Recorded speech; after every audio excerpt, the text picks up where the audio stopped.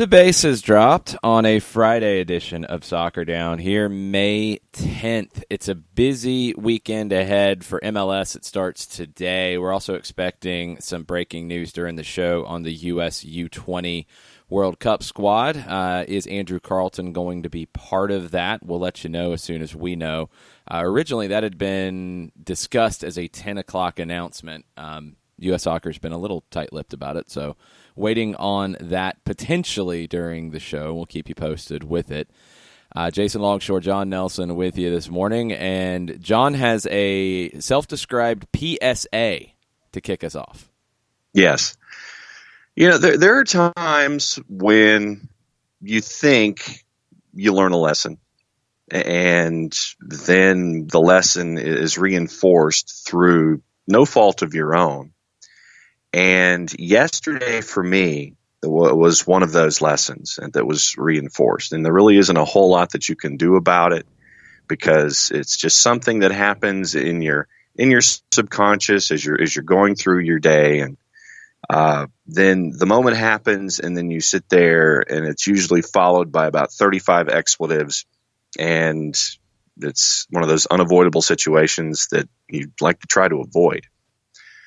Show of hands, how many of us, when we're at home, don't wear shoes?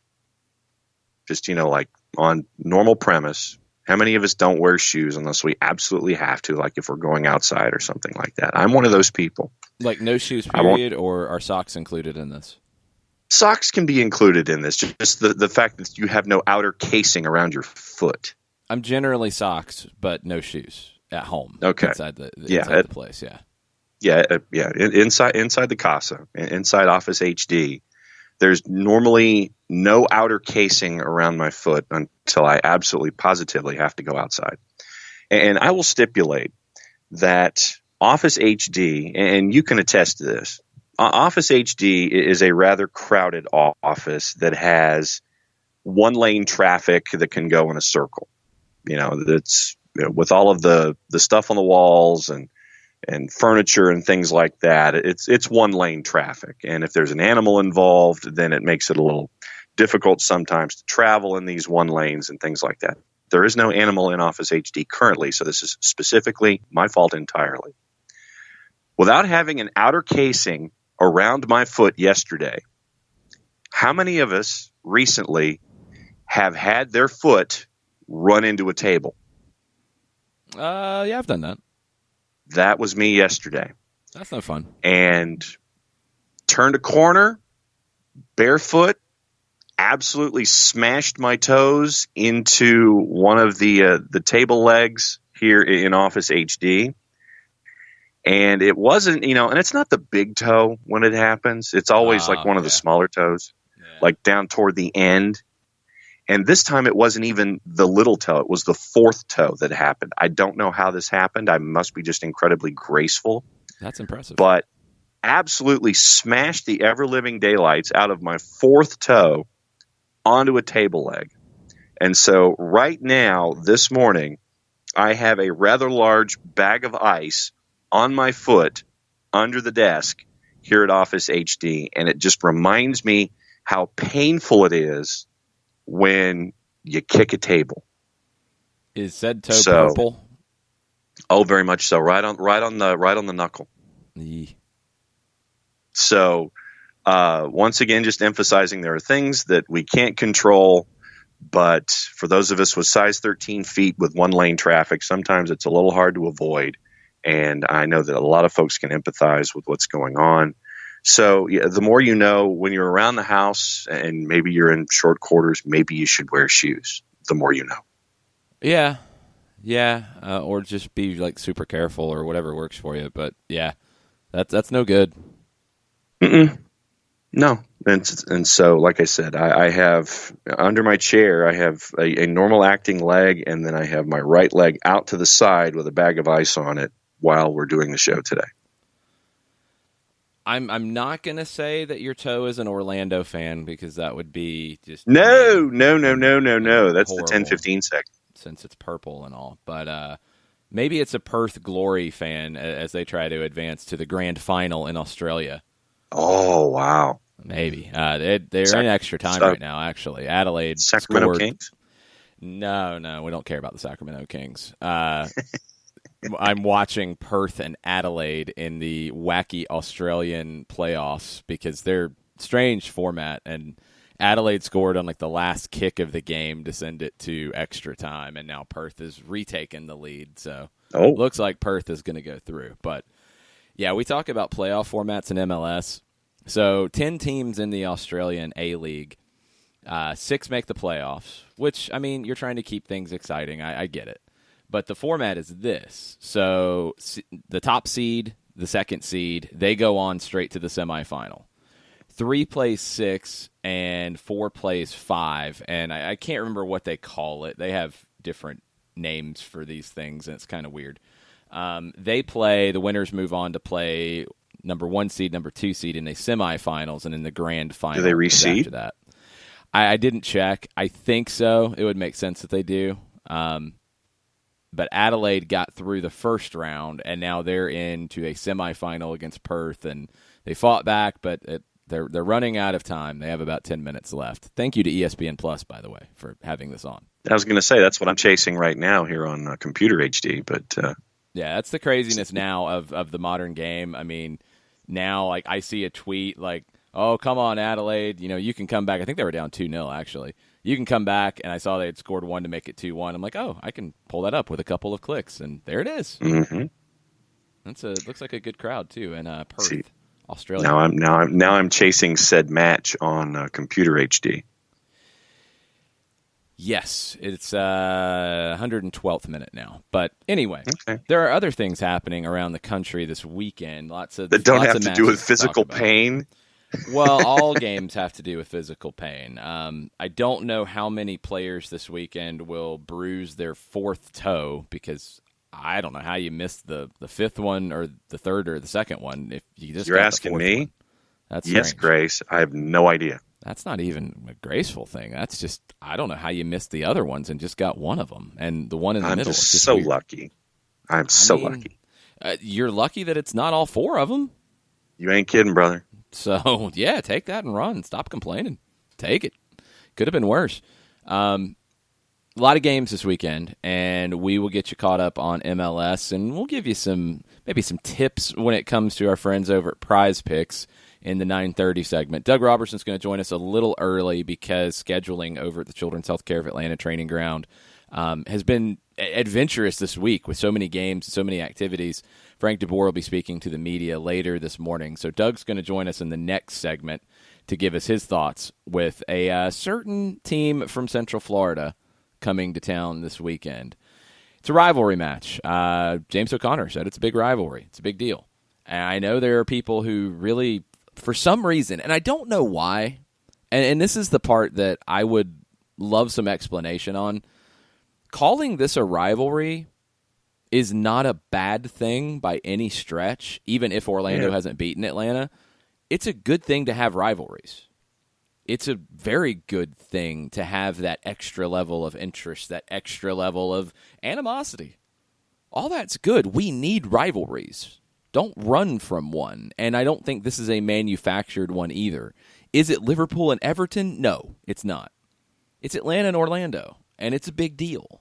And that's a good thing.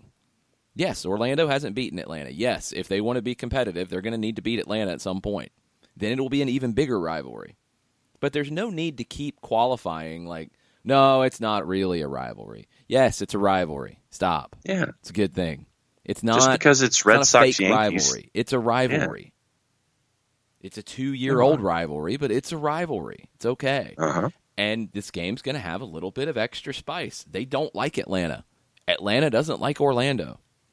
Joseph Martinez doesn't turn and look at every goalkeeper after he scores past them. He did Hashtag Bendick to Joe face. Bendick. Yes.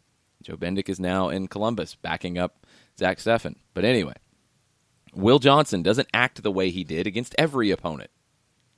It's a big deal. It's okay. And it's a big game. It's going to be a big crowd on Sunday afternoon at the Benz. And it's on Big Boy Fox, which is another big deal. So this is a good one for Atlanta United. Oh, Adelaide just tied it up. It's 3-3. This game's nuts. Australian soccer's crazy. It's going to be a big one on Sunday, and that's a good thing. We need these matches with a little extra spice in them. You can't play every match with the same level of interest and stuff. No club has that. You have to have some of these that spike the interest a little bit. Sometimes it happens, in an organic way. Atlanta and Red Bulls has happened in an organic way because they've both been good. They have a playoff series now to play off of.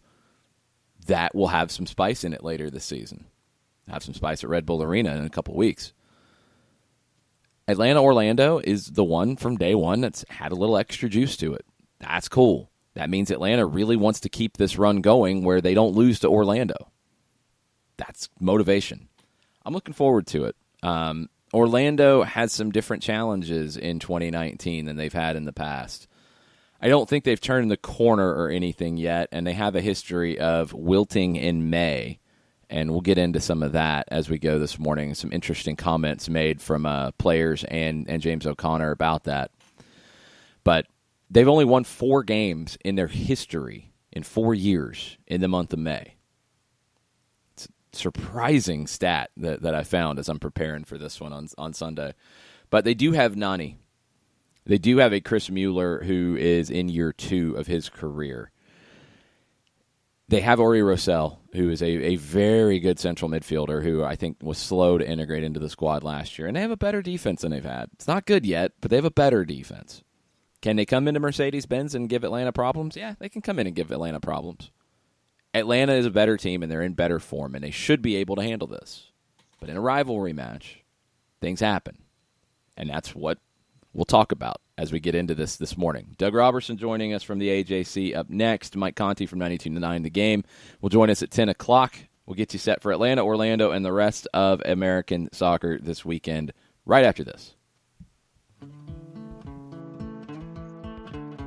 Today's show is presented by Appolinsky & Associates, personal injury lawyers with over 30 years of experience, supporters of Atlanta United, Faction, and Inter-Atlanta Youth Football Club.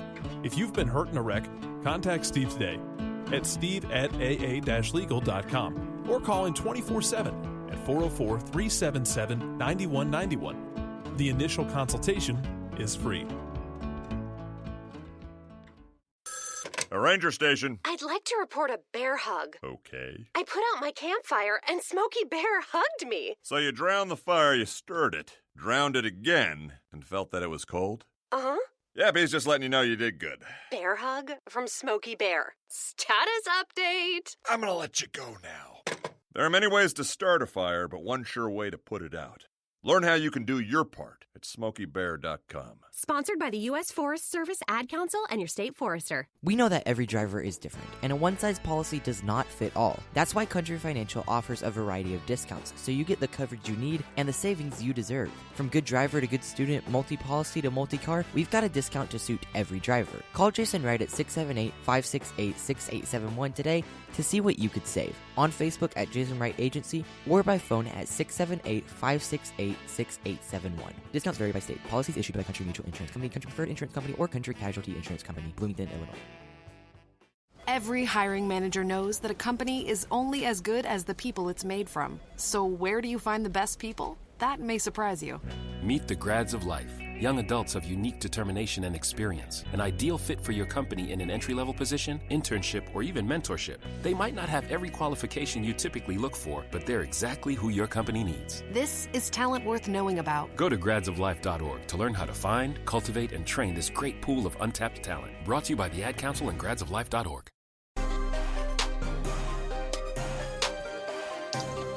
Welcome back. Five Stripe Friday preview starts a little early for you this morning. Doug Roberson from the Atlanta Journal-Constitution joins us now. How are you, Doug? I'm fine. How are y'all? Doing well. Doing well. 119th minute in Australia. Perth tries to pull a fancy free kick. Doesn't work. The referee brings it back.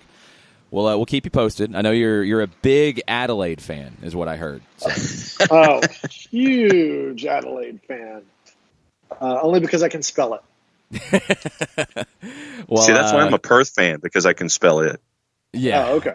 Yeah, I don't know if Perth and Adelaide can match the standard of Atlanta and Orlando, but this game always has a little bit of extra juice to it, and I think Sunday's no different. Coming off of the run that Atlanta's on right now, how do you feel like this one will play out on Sunday in terms of the atmosphere? In terms of the atmosphere, well, it's going to be Mother's Day. The entire stadium is going to be open. So I'm assuming Atlanta United is expecting more than 70,000 folks at the game. So I think it's going to be fun. The game always has a little bit of venom to it, which I always find just funny because Orlando has yet to beat Atlanta United, and Atlanta United has already won an MLS Cup, and Orlando is yet to make the playoffs.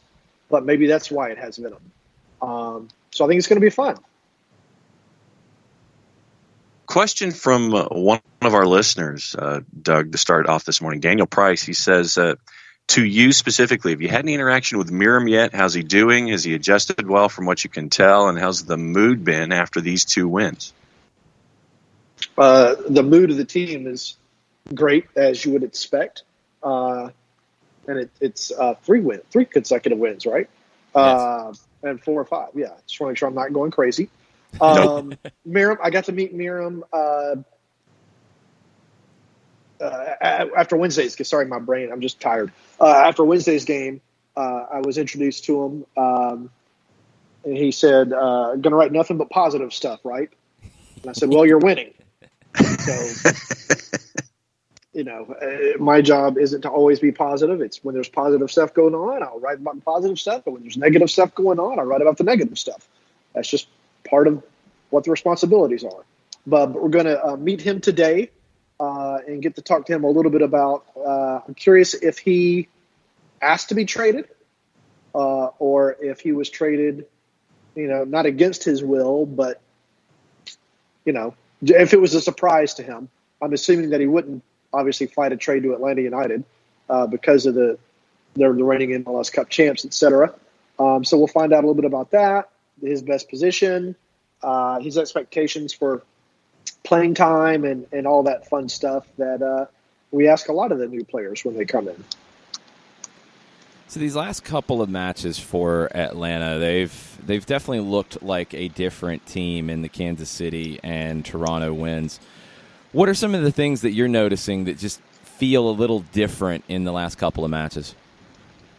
Well, I was telling the guys on 92.9 this yesterday that I said a few times in the preseason, and I think probably on the old show too, that I thought this season Atlanta United wasn't going to score as many goals as it did last year, but it would be in control of the matches a little bit more than it felt the previous couple of years. And I think we're starting to see that now. Kansas City did have some moments that were interesting. But, neither they or Toronto really did anything that were scary. So I think that's probably what you'll see against Orlando as well. And in the development over this last couple of matches, I can kind of go dealer's choice here, but we'll go ahead and discuss what you've seen from PT over the last couple of matches. And the point has been made that, PT's close, but actually I think PT's here. Yeah, I think you're starting to see what he could do. He had probably his 2 best free kicks that we've seen this season against Toronto, and he just had some unbelievable passes too. You're starting to see the vision. You're starting to see the comfort level. He was able to get into some pockets of space and work. This is the first couple of games where he's really played underneath Joseph and just kind of been allowed to go wherever he wanted to go. He wasn't put out on a wing and drifting inside. And so now that he's in a formation that I think works best for him, and he's had a couple of games to play it, you're starting to see the kind of player that he's going to be. I think you'll probably get to see him score against Orlando on Sunday. He's getting really, really close, and I think the payoff is about to come. Yeah, I feel like Pitti has definitely broadened what he's providing to the team, and especially against Toronto with Barco's absence, now with Argentina's U20s. Let's get into the defense a little bit, though, because I feel like it's easy to overlook this group that's got 4 clean sheets out of the last 5, and it's not a situation where Brad Gazan is having to make a bunch of saves. It's just overall strong team defensive play. Yeah, they've. I think the headline I used yesterday was they're locking down teams. Their teams are averaging, I can't remember what the number was. I think it's 7 shots a game and less than 2 shots on goal in the past 3 games. That's huge. I didn't go and figure out chances created. I guess I probably should have. But there's not a lot of chances being created either by opponents. And I think some of that is just the consistency of the same pool of players being selected every game. I think you referenced that, Jason, on my Southern Fried Soccer podcast after the win against Toronto. When you get guys out there and they're able to play the same games together, and then you throw in a Parkhurst who you know what you're going to get every time, Remedi and Nagbe out there, you know what you're going to get from Jeff when he comes in there. I think you're starting to see the benefit of that. And just the ability to train together. Before this series of games started, the weekly training and just getting those minutes and those hours together is also benefiting. Against Toronto, obviously it was a heavily rotated side, and we've talked about the visible question marks over our heads when it comes to why Greg Vanney did what he did. But you shut down Pozuelo defensively. When you're looking at this matchup this weekend, who are you spot shadowing that you've got to clamp down on? Is it Nani? Is it Nani and somebody else? What are you looking at since we're on defense and they've been clamping down on folks? Who are you looking at that they have to absolutely clamp down on to make sure that Orlando doesn't get anything done? I don't think you can spot shadow Nani because he likes to get outside. So I think then you just have to rely on communication between whomever the fullback and that wide midfielder are, with Remedi or Nagbe kind of making sure that the passing angles from the diagonals they're bisecting that line, so to speak. So I think that's how they'll try to take care of Nani. But he is the guy that I think you need to watch out for. Kleshton doesn't really worry me just because he's slow. He's got a great passing eye, but he's slow. I think Atlanta United will be able to take care of him okay. And then you go from there. So Orlando's an interesting team to discuss because we always have this conversation around this time of year. It's like, okay, well, they're making the right steps, and then it fades away. In light of New England's decision, which surprised me, I know we talked about it on Southern Fried Soccer, I thought New England, based off their history, would give Friedel more time because they've generally given guys too much time. They didn't. We saw Cincinnati make the move on Alan Koch. We saw Colorado make the move on Anthony Hudson. Orlando just hasn't been able to turn that corner, and they have been through a few managers, but do you feel like James O'Connor's maybe now a little bit closer to that hot seat than he was before these types of moves around the league? He hasn't called out management yet, which is yes. which was the one of many common threads between the 3 managers who have been fired this season. I do remember him saying last year, though, that they needed to add some more talent to the roster. And to be fair to him, he hadn't had a lot of time to do that. Yeah, unlike and he did. the other, They added Nani and Mendez. Those are 2 good additions this year. Yeah, the other 3 managers had their fingerprints on their rosters and still weren't winning. So, if they have the summer swoon that Orlando has unfortunately become known for the past 2 years, then yeah, he's going to be gone.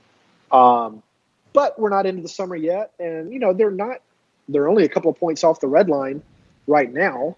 So we'll see. In the East, the East is just not as strong as people expected before the season. So there's no reason why they can't compete for a playoff spot. We just got to see if they can do it. Is there anyone else on the hot seat in your mind? Armas with Red Bulls. That loss to Montreal was a brutal loss. Bradley Wright Phillips is not contributing much anymore. So yeah, I think he's on the hot seat in the East. Caleb Porter, it's too early. Greg Vanny, I think it's still too early. But those are the two guys. Okay. What about out west? Is it somebody like a Mike Petke at Real? Is it who else might be under a warm seat in the in their car right now with the seat warmers functioning? Petke, I think, because Salt Lake will have 2 good games and then 5 crap games, and 2 good games and 5 crap games, and after a while you just can't do that. And of course, Adrian Heath. I was a little surprised that they held on to him this long. I think they were pointing to their new stadium and everything. But if they also do what they've done the past couple of years and start to fade in July, then I think that he'll be gone as well. Yeah, and I think he's basically said that if the playoffs become a lost cause for Minnesota, and right now they're in a good spot, if that changes and they don't make the playoffs, I think you see a change in Minnesota. They're already 5 points clear of Salt Lake, which is a good spot to be in. Mm-hmm. But Minnesota has, made little runs before and then done the Salt Lake and dropped down. Very true. Do you think that this is a good thing, that you're seeing more pressure on results in probably a shorter period of time than we've generally seen in Major League Soccer? I'm sorry, say that again? Do you think it's a good thing across the league that we're seeing more pressure for results in a shorter period of time than we've seen in the past in MLS? Only because teams are trying to invest in more talent. If they're not giving the manager the tools that he's asking for, then I don't think he's in a fair situation. But as we just discussed, these 3 managers that have already been terminated, they had their fingerprints on the roster. They were given, from at least what we've been able to read, the things they were asking for the most part. And so then, I think it's a good thing. Accountability is a huge thing. And unfortunately, with player contracts, you can't always hold the players accountable, particularly in Major League Soccer. So then you have to go to the manager. Now, in New England's case, Burns has got to go. I don't know why they hold on to him. I don't know what his contract is. But he's just done a horrible job with that team. And yet he's still calling the shots. It's a little weird. When it comes to rivalries, whether it's the Braves and the old NL West or the Braves and insert team here, or the Falcons and the Saints, there's always that attachment of Atlanta team and rival. And here right now, and we were talking about it in the first segment, Atlanta United fans may not necessarily be attaching the word rival to Orlando City. Why do you think that is? Because they haven't lost to them yet. Well, then just say it's a rivalry, but it's Yankees-Red Sox. No, you can't. I agree with Tata on this. You can't call this a rivalry yet. I think it has the potential to be a rivalry, but they're just, you put them together and they're still less than 10 years old? These two teams? I disagree because I feel like we're trying to say that it can't be a rivalry and you can't have this mean something more, and I don't know why. It does mean something different. I think that's obvious. I didn't say that it can't be. I said it has the potential to be. But for it to be a rivalry, in my opinion, you got to have some teams that are competing for something together and not just in regular season games. And right now, that's simply not happening. Now, if Orlando can get on a roll, and their fan base deserves it, because while sometimes I think emotion is misplaced a little bit, it's a passionate fan base. They deserve a winning team. And if Orlando can start winning and getting in the playoffs, and you can have Atlanta and Orlando facing each other in the playoffs or with Supporters Shield implications on the line or in the U.S. Open Cup, then I think you start to have the ingredients of a rivalry. But right now, I think it's only the potential of a rivalry. Well, then we need a new term for it, because when you have a match that has a little more to it than Atlanta and Toronto or Atlanta and Colorado, it's different. Atlanta-Orlando is different. It's not your run-of-the-mill match. And I think we'll see that play out on Sunday on the field. I don't think these teams like each other very much. And whatever we want to call it, How do you think when you get into a match like this for, honestly, probably the first time for Atlanta in 2019, in a match that has a little bit of extra emotion to it, how do you feel like this squad in 2019 handles that extra bit of emotion? I think they'll be fine. They've handled Orlando every time they've played them. The only two times, and they both happened last year, that I think the emotion has just boiled over to the point that they flatlined, which sounds odd, I know, but I know what I'm saying even if I can't express it, was at New York Red Bulls and at Toronto last year. I think they overhyped themselves and just ended up burning out before they even got to play the game. I don't think that's going to happen against Orlando on Sunday. They're professionals. They've been here. They've got that enormous experience of winning the MLS Cup, of getting through the playoffs in a dominating fashion. I think they can call on that and just kind of have a professional performance against Orlando. Yeah, I generally agree. I think the confidence with facing Orlando is going to help Atlanta for sure. And I wonder for Orlando if they're going to be in that situation that you just described where they're a little too hyped up and they flatline coming in, or something happens in the match and they melt down, as we've seen before. Yeah, they have flatlined, but they've gotten rid of some of the hotheads on the team. Some of those guys who just couldn't handle whatever it was they were feeling. So we'll see what happens on Sunday. I think it's going to be a great game. I think it's going to be an exciting game. I've shared my prediction with you for y'all to give out later. It's in the envelope. Yes, it's in the envelope. I fired Price Waterhouse. I didn't like those guys. I'm going with Anderson Cooper and Associates right now. I didn't know he had associates. Okay. So there you go. Nice. Well, we will get to that at 10:30. Doug, thanks for the time. We appreciate it. We'll see you on Sunday. All right, guys. Bye-bye. Be good. We're going to take a break. We'll come back and preview the weekend around MLS right after this. As a business owner, you know that every year brings new challenges and opportunities. The success of your business demands expertise and focus. And Country Financial can help you keep that focus by helping ensure you have the right insurance protection in place to meet your goals. Jason Wright can help you create a customized insurance plan that has coverages designed just for your business. Give Jason a call at 678-568-6871 or reach him on Facebook at Jason Wright Agency. Coverages vary by state. Policies issued by Country Mutual Insurance Company, Bloomington, Illinois. Got issues with youth or high school sports? Positive Coaching Alliance can help. PCA is a national nonprofit working to transform youth and high school sports so that every child has a positive character-building youth sports experience. PCA provides live and online workshops to train double goal coaches whose first goal is winning and whose second, more important goal is teaching life lessons through sports. PCA also has workshops for parents and high school student athletes. For more information, please visit positivecoach.org. If you've been hurt in a car wreck, contact my friend Steve Apolensky of Apolensky and Associates. He's been representing individuals for over 30 years throughout Georgia and Alabama. Email him at steve@aa-legal.com or call him 24/7 at 404-377-9191. The initial consultation is free.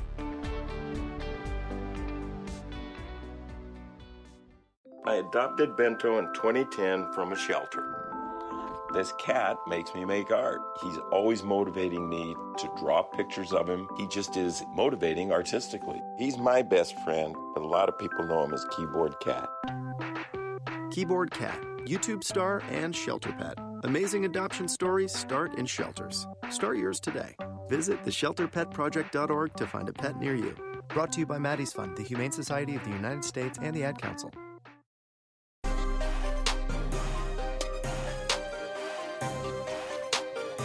Welcome back. We will try not to freak out about the penalty shootout going on in Australia because this thing is nuts. There's been save after save after save, and they're in the 8th round of penalties. And the last 5 kicks have been saves. Nobody can make a penalty anymore in Australia. I've never seen a shootout like this. No, and our TV viewing went out. The signal went out after a save in the bottom of the fourth. Yes. And so we were sitting here wondering what in the wide world of sports was going on. 3 frames later, we end up getting it back in the bottom of the seventh. And absolute craziness, madness, and flames and fire and everything going on right now. Yeah, they lost the signal right in the middle of the shootout, which is really, really bad timing for the A-League. And we'll see if Perth can finally win it, and they do, and they move on after having a 2-0 lead, blowing it, then having a lead in extra time and blowing it, and then having at least 2 chances to win it in penalties because they were kicking last and getting saved. And then finally in the 8th round, they have the winner, and Perth goes on to the grand final in Australia. Good times, ESPN Plus. Thank you. All right. Craziness. We have an MLS schedule of craziness to talk about. It starts tonight. I've heard. Vancouver hosting Portland in maybe the more underrated Cascadia rivalry, the one that doesn't get enough attention. Everybody looks at Seattle-Portland and Seattle-Vancouver as the next one. The Vancouver-Portland one, they've had a long history, and there's a little bit of animosity here. I think it qualifies as a rivalry. I don't think we can argue that one, although Vancouver hasn't been very good in recent years. They both are coming off of wins. Portland's coming off of 3 wins in a row. The Timbers seem to be figuring things out. Do you think they go to BC Place and pick up their 4th win in a row on the road? Yeah, I do. I think that Portland has figured it out. Whatever it was that they weren't getting, I think that they have figured it out, and I think it'll be chippy, and especially on that skippy turf up at BC Place. I'm going to go 2-1 Portland. They get the Duke again, and to go 4 on the spin. I'm thinking draw. I think Vancouver does enough to hold them off. Vancouver will get an extra 2 days of rest before Atlanta heads out to BC Place on Wednesday because, the schedule makers are just evil, I guess. Yes. 1 o'clock on Saturday, Cincinnati, with their 29-year-old caretaker manager, hosts Montreal, who's flying pretty high after coming back and winning at Red Bull Arena. Montreal has been really, really good on the road this season, and they've only had 3 home games, but they're 4-3-2 away from Stade Saputo. Do they go into Cincinnati and beat the caretaker manager? Does Cincinnati get the managerial bump, even though it's not the full-time new boss? What do you think?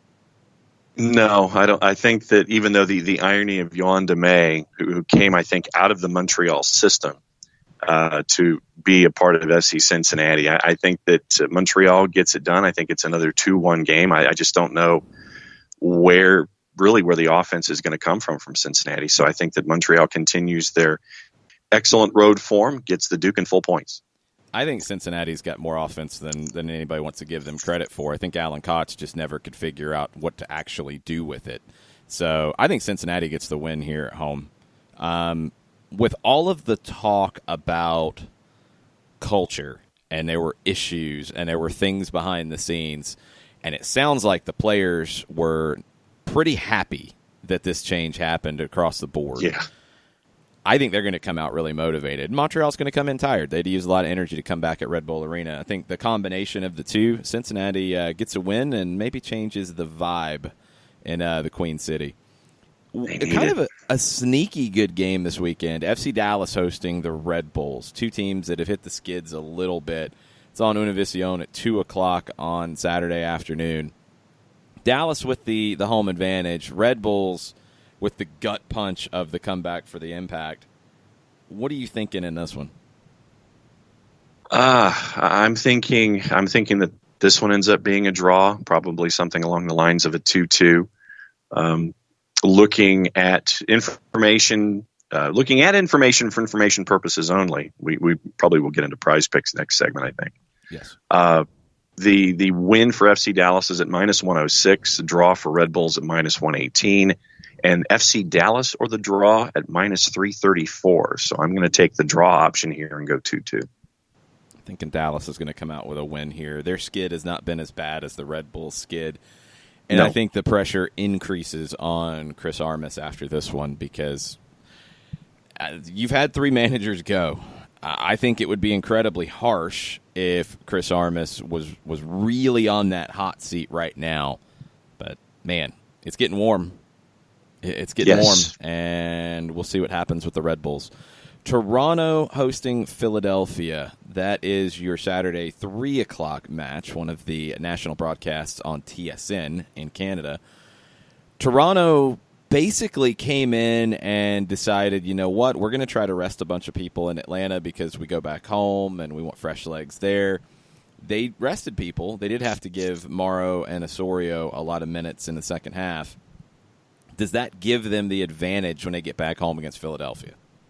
Yeah, I think so. I think it's probably 2-1-ish, something like that. I think Philadelphia puts up a good fight, but I think that just having that rested, rotated bunch for Toronto going back to BMO, I think it gives them the edge, and I'll go 2-1 Toronto.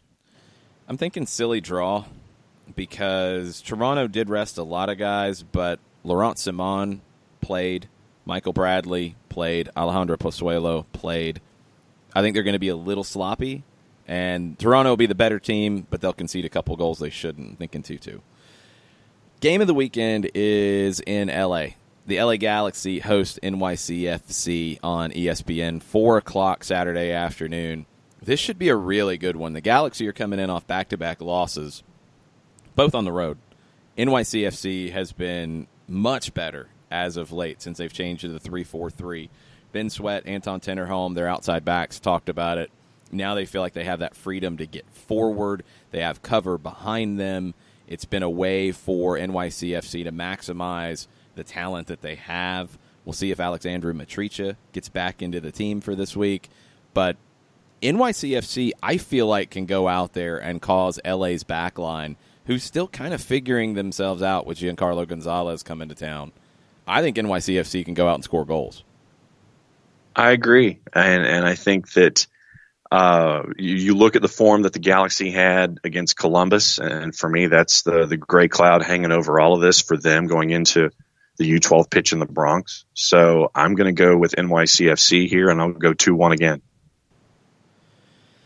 I think 3-2. I think the Galaxy do get the win, but I think it's a crazy one. I just don't think the Galaxy can stop teams very well right now, and they need to get Gonzalez fully integrated into this team, and they need to just ride it out a little bit and get some minutes with whatever their combination is going to be in the back. I don't think they're really going to turn the corner until that happens. You're going to have some mistakes, but at home, I think you'll find Zlatan a little bit more. You'll feed him a little bit more. He hasn't been seeing the same type of service in these last 2 matches. You need to feed the man, and you need to let the big lion get his goals, and I think they will. I think he'll get a couple against NYC. I think he's a tough matchup for anybody. NYCFC, I think going to 3 center backs was smart because I feel like they're not the greatest. They're better with 3 than 2, but I think Zlatan can take advantage of that. 3-2 Galaxy is my pick. Columbus hosting LAFC. So Columbus beat the Galaxy. They get the other LA team coming to town to Mopfre Stadium on Saturday night. LAFC's hit a little bit of a rough patch. I mean, it's a couple of draws. It's not that rough of a patch, but it's a rougher patch at least. Columbus turned the corner with a couple of wins. What do we think happens here? I think it's a draw. I think that, you look at form this season, Columbus at home is 4-2-1. LAFC is 2-1-2 away from home. But I think that you look at this and go, LAFC can't be prolific every single match, every single week, all the way through a season. And you're going to have those hiccups. And I think that if Columbus with Zach Steffen can do what they did against the Galaxy, I think that they can do the same thing against LAFC. I think there will be some goals. I think it will be crazy, but I'll go 2-2. I think LAFC gets the win here. Columbus is still adjusting to Caleb Porter, and there's some pretty big differences, I think, between what Porter wants to do and what Greg Berhalter did. So there's a little bit of reprogramming in some ways of the players, and I think sometimes they fall back on what they've done under Berhalter, and they kind of get stuck in between things. So My guess is LAFC bounces back and wins 3-1. I think they win pretty comfortably. Next one, before we take a break, New England hosting San Jose. Mike Lapper is in charge for the Revolution. Do the Quakes take advantage of New England's just confusion in a lot of ways? And is San Jose's system going to be too difficult for a team in transition?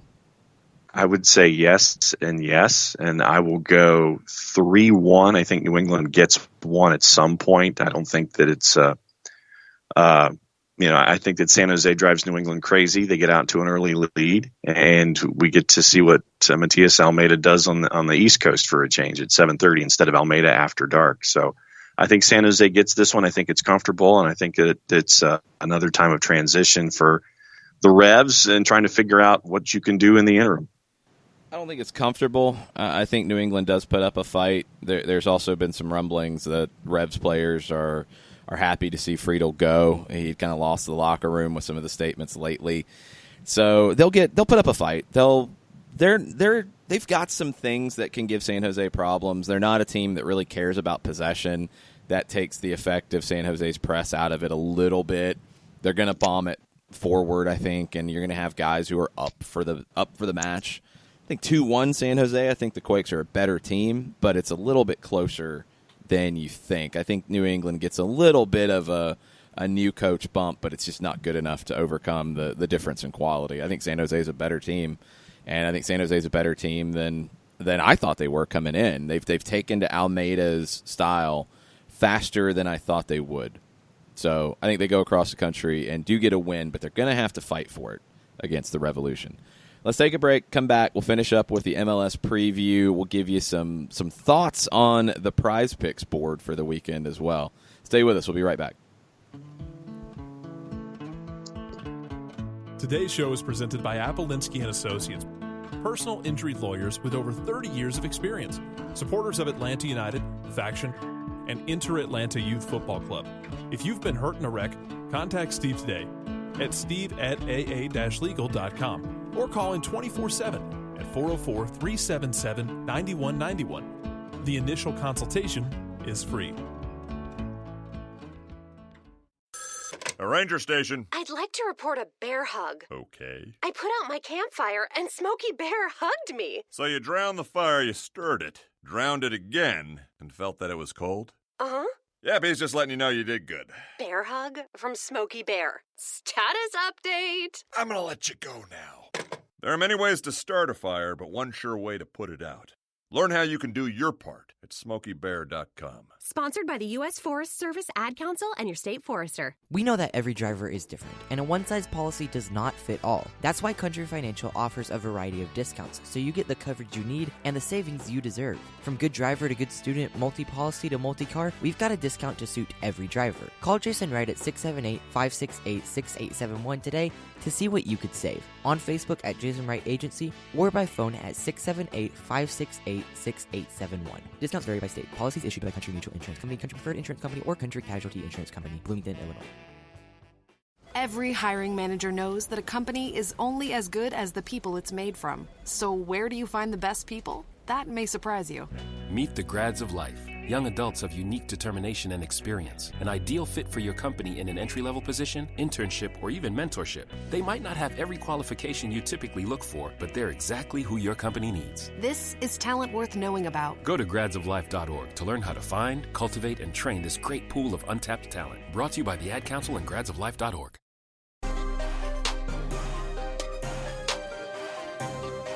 Welcome back.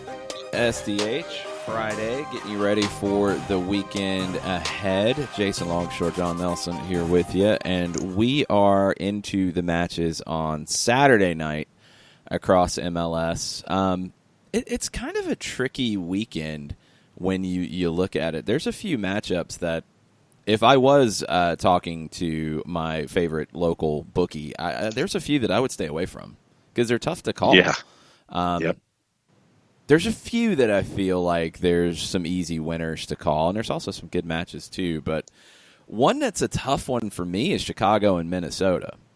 In Bridgeview at SeatGeek Stadium, they had a very, very, very small crowd in the midweek, and announcing that you're leaving probably doesn't help the local residents make a decision to come out, but I do think it's the right move in the long term. And Minnesota comes to town with just an up and down team. I mean, I think they have a better team than they've ever had. I think they have a better defense with Ike Opara than they've ever had.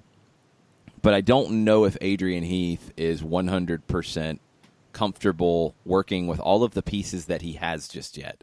And I think Chicago, on the other hand, now they have Francisco Calvo, Minnesota's former captain.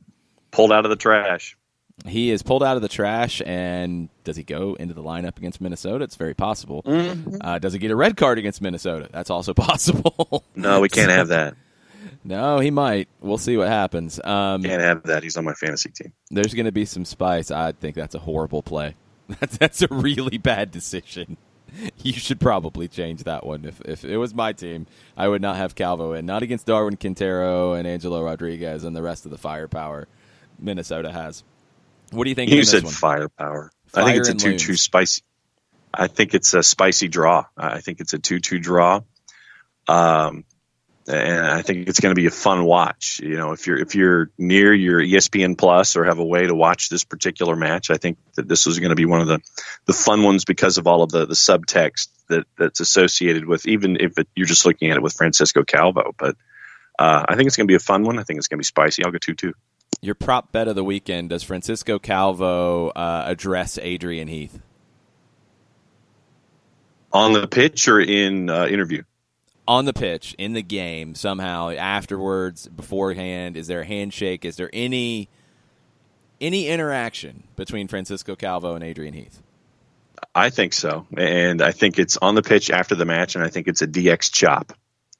It's not going to be a DX chop. I don't think Francisco Calvo's up on his Attitude Era WWF, but I actually think there's not. I think Calvo, I think Heath might try to, but I think Calvo just does not even acknowledge it. Just going to be offers a handshake, and Calvo's like, nah. Yeah, it's going to be an interesting subplot here. Colorado Rapids, Connor Casey's second match. It's a rivalry game. Real Salt Lake come into town. This one always is spicy. Salt Lake, I think, needs something a little spicy to kickstart them. Colorado is getting a little bit of a kickstart. I mean, they looked different last week. They looked, just more energized last week. Still not good enough. Is that enough against a Real Salt Lake team that has been all over the place in 2019? I think it's because they're all over the place that I'm going to go draw again. And I think that it's going to obviously take a while for Jonathan Lewis to get integrated. I love that pickup. And just because, and I'm saying draw not because of what Colorado can do, but it's because of what Real Salt Lake hasn't been doing. So I'll go probably 1-1 here. I think the new coach bump has already been deflated with that loss last week and giving up that late goal. So 2-1 Salt Lake. It's a new coach pothole. Well, the balloon busted with that late goal, so it's done. Sneaky game of the week, and depending on how the Galaxy NYC goes, this might end up being the game of the week. Seattle hosting Houston, 10 o'clock, ESPN+. Houston is the best team in the league that nobody's talking about. They've been except us. Yes, they've been better on the road than they've been in their history under Wilmer Cabrera. But are they good enough to go to Seattle and get a result here? I think a shared result, yeah. I think it's a very open game. I think it's another 2-2 or a 3-3. I think that Houston runs with the governor out of the golf cart. They pulled the tee out of the engine, and it's going to be a fun back and forth. I think that Houston can take advantage of the questions at the back for Seattle, and I think it'll be a fun one if you're up that late.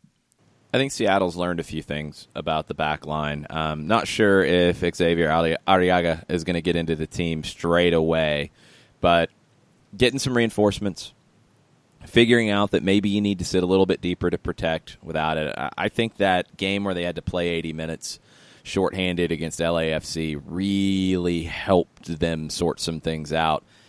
I think they grind this one out a little bit. 2-1 Seattle is where my head's at here. I think Houston is close, but not quite there in a game like this, and the Sounders get the win and move on. We have more on Atlanta and Orlando coming up after this. Mike Conti will join us from 92.9 The Game. We'll get his thoughts. The final game of the weekend is DC United hosting Sporting Kansas City. It's an FS1 game on Sunday at 7. What are you thinking in this one? DC United, full points. I think it's, probably something 2-0, 2-1-ish. I think the DC United gets the full run here because of Sporting and their injuries. And, is Benny Feilhaber going to be thrown into the lineup immediately, if not sooner, with the playing the eyes and the fountains emojis coming off of his account? But I've got to go DC here. I think Kansas City gives it a fight, though. I think they're going to open it up and really try to attack here because they just can't defend at the moment with the injuries. I think Benny Feilhaber gives them a boost. He's that kind of presence that will help this locker room a lot. He knows the system. He can step straight in and give you not quite everything that Roger Espinoza gives you, but a lot. And if you get Ilie back, we'll see where he's at if he's able to give you a start here. Ilie and Feilhaber could be a nice little combination and help things. I don't know how DC United would handle getting punched in the mouth at home by Kansas City. And that's my question coming in here. I think Kansas City comes out of House of Fire and gets an early goal, and I just don't know how DC reacts. I don't know if they're quite strong enough yet to deal with that and deal with getting pushed. I think it's a 2-2 draw.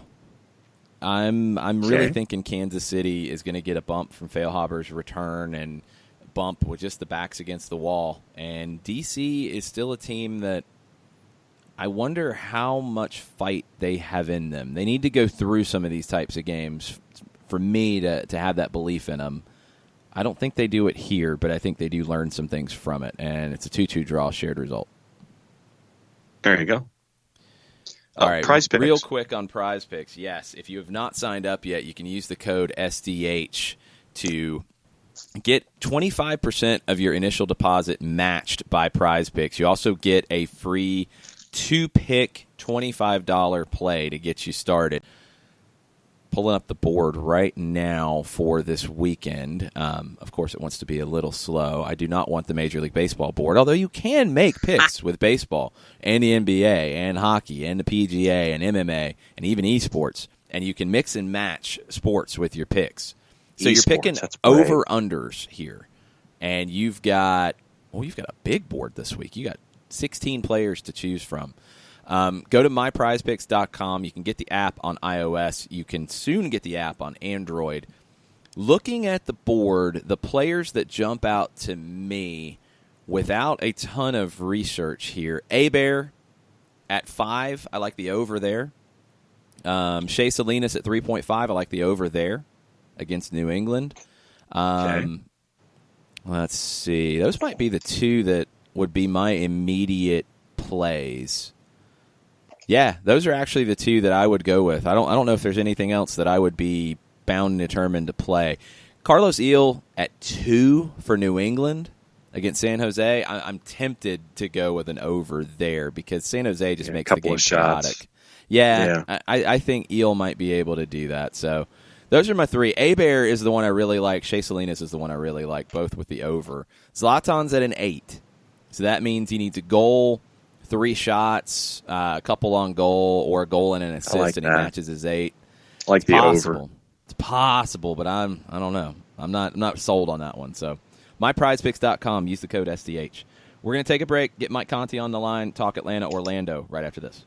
As a business owner, you know that every year brings new challenges and opportunities. The success of your business demands expertise and focus. And Country Financial can help you keep that focus by helping ensure you have the right insurance protection in place to meet your goals. Jason Wright can help you create a customized insurance plan that has coverages designed just for your business. Give Jason a call at 678-568-6871 or reach him on Facebook at Jason Wright Agency. Coverages vary by state. Policies issued by Country Mutual Insurance Company, Bloomington, Illinois.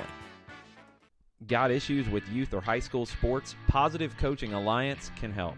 PCA is a national nonprofit working to transform youth and high school sports so that every child has a positive character-building youth sports experience. PCA provides live and online workshops to train double goal coaches whose first goal is winning and whose second, more important goal is teaching life lessons through sports.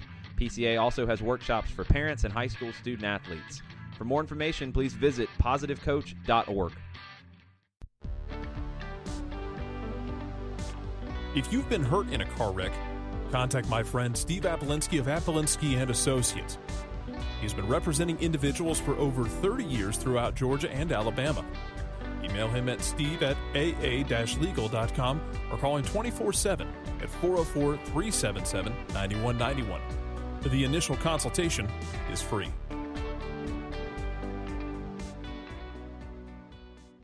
I adopted Bento in 2010 from a shelter. This cat makes me make art. He's always motivating me to draw pictures of him. He just is motivating artistically. He's my best friend, but a lot of people know him as Keyboard Cat. Keyboard Cat, YouTube star and shelter pet. Amazing adoption stories start in shelters. Start yours today.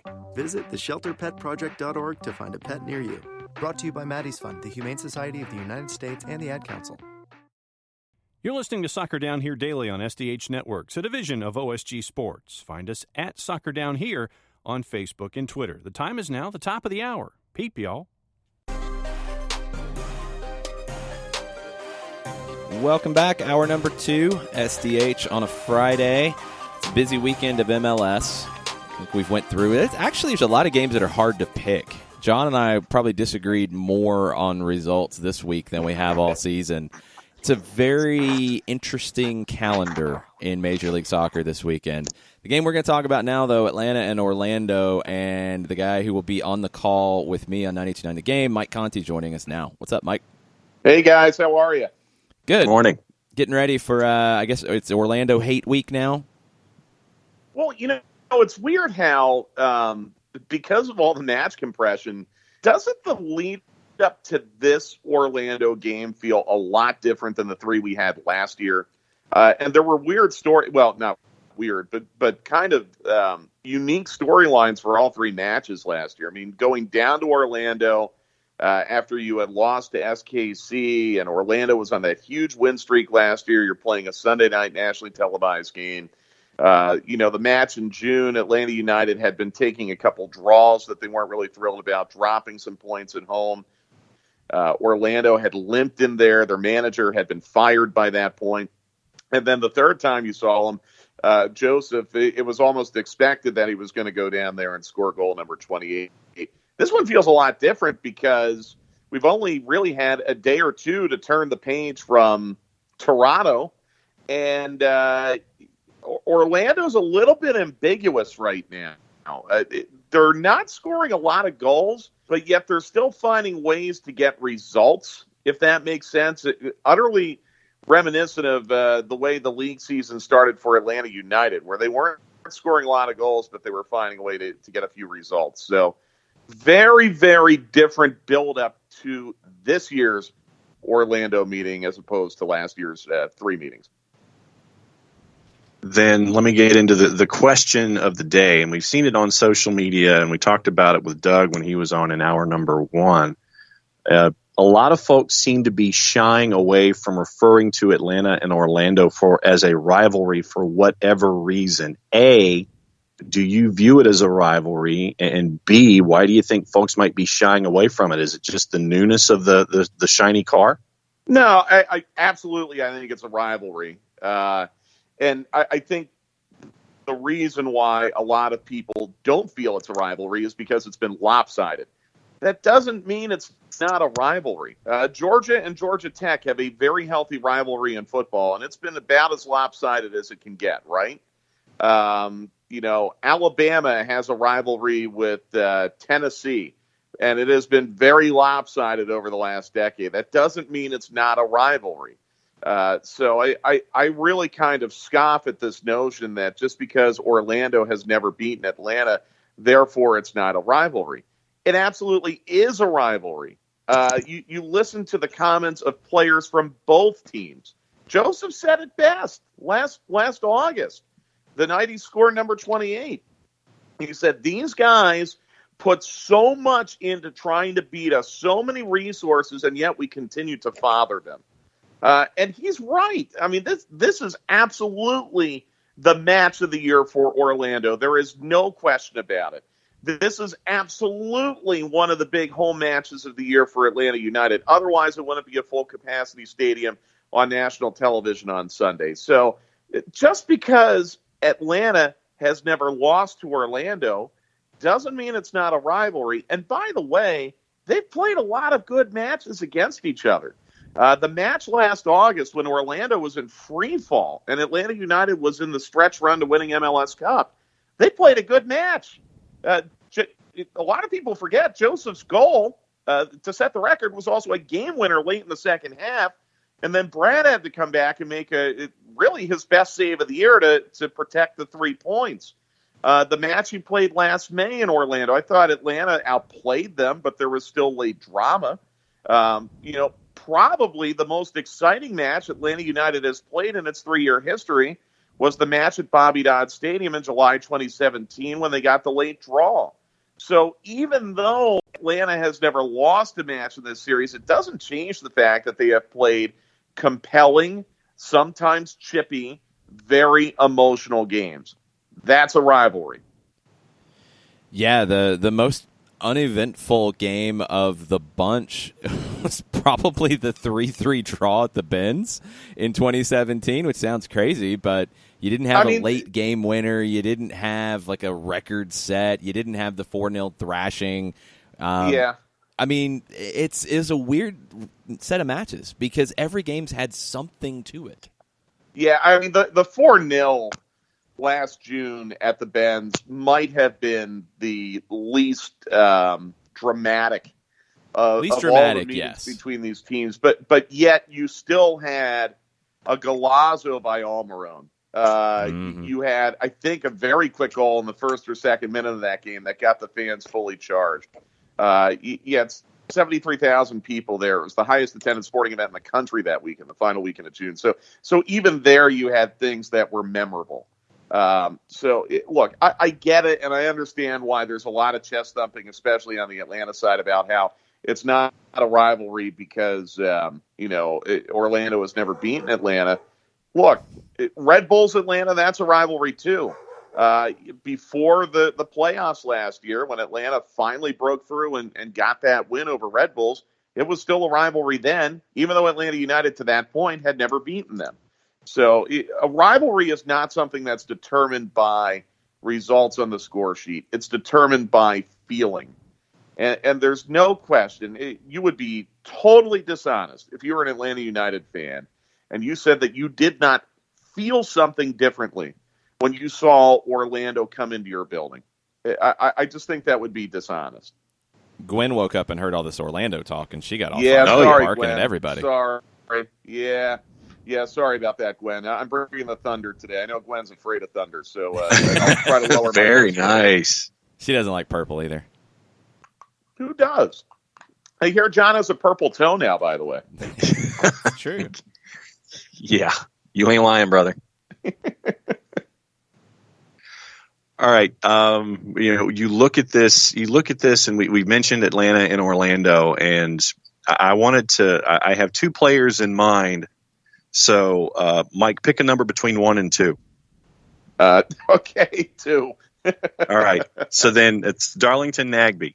Okay. You look at Nagbe's play, and he's a Swiss Army knife. He's the guy that will get you out of a jam. Jason came up with the idea of 3 Little Birds as the song that needs to be played for Nagbe because every little thing's going to be all right. When you look at Nagbe's play in this run over the last handful of weeks, what has it been like for you to see what Darlington has been able to do from 30,000 feet? It's really been incredible, but not surprising. We take what Nagbe does for granted so often, I think, because he's just so solid and plays mistake-free soccer. And that rare time, I think Darren even talked about this, the rare time where he is dispossessed. He was dispossessed once in Kansas City, and you're almost caught speechless for a moment because you never see it. But to me, again, it's something that Jason has talked about a lot. It's the versatility. We've seen Darlington play all over the midfield. We've seen him play left back.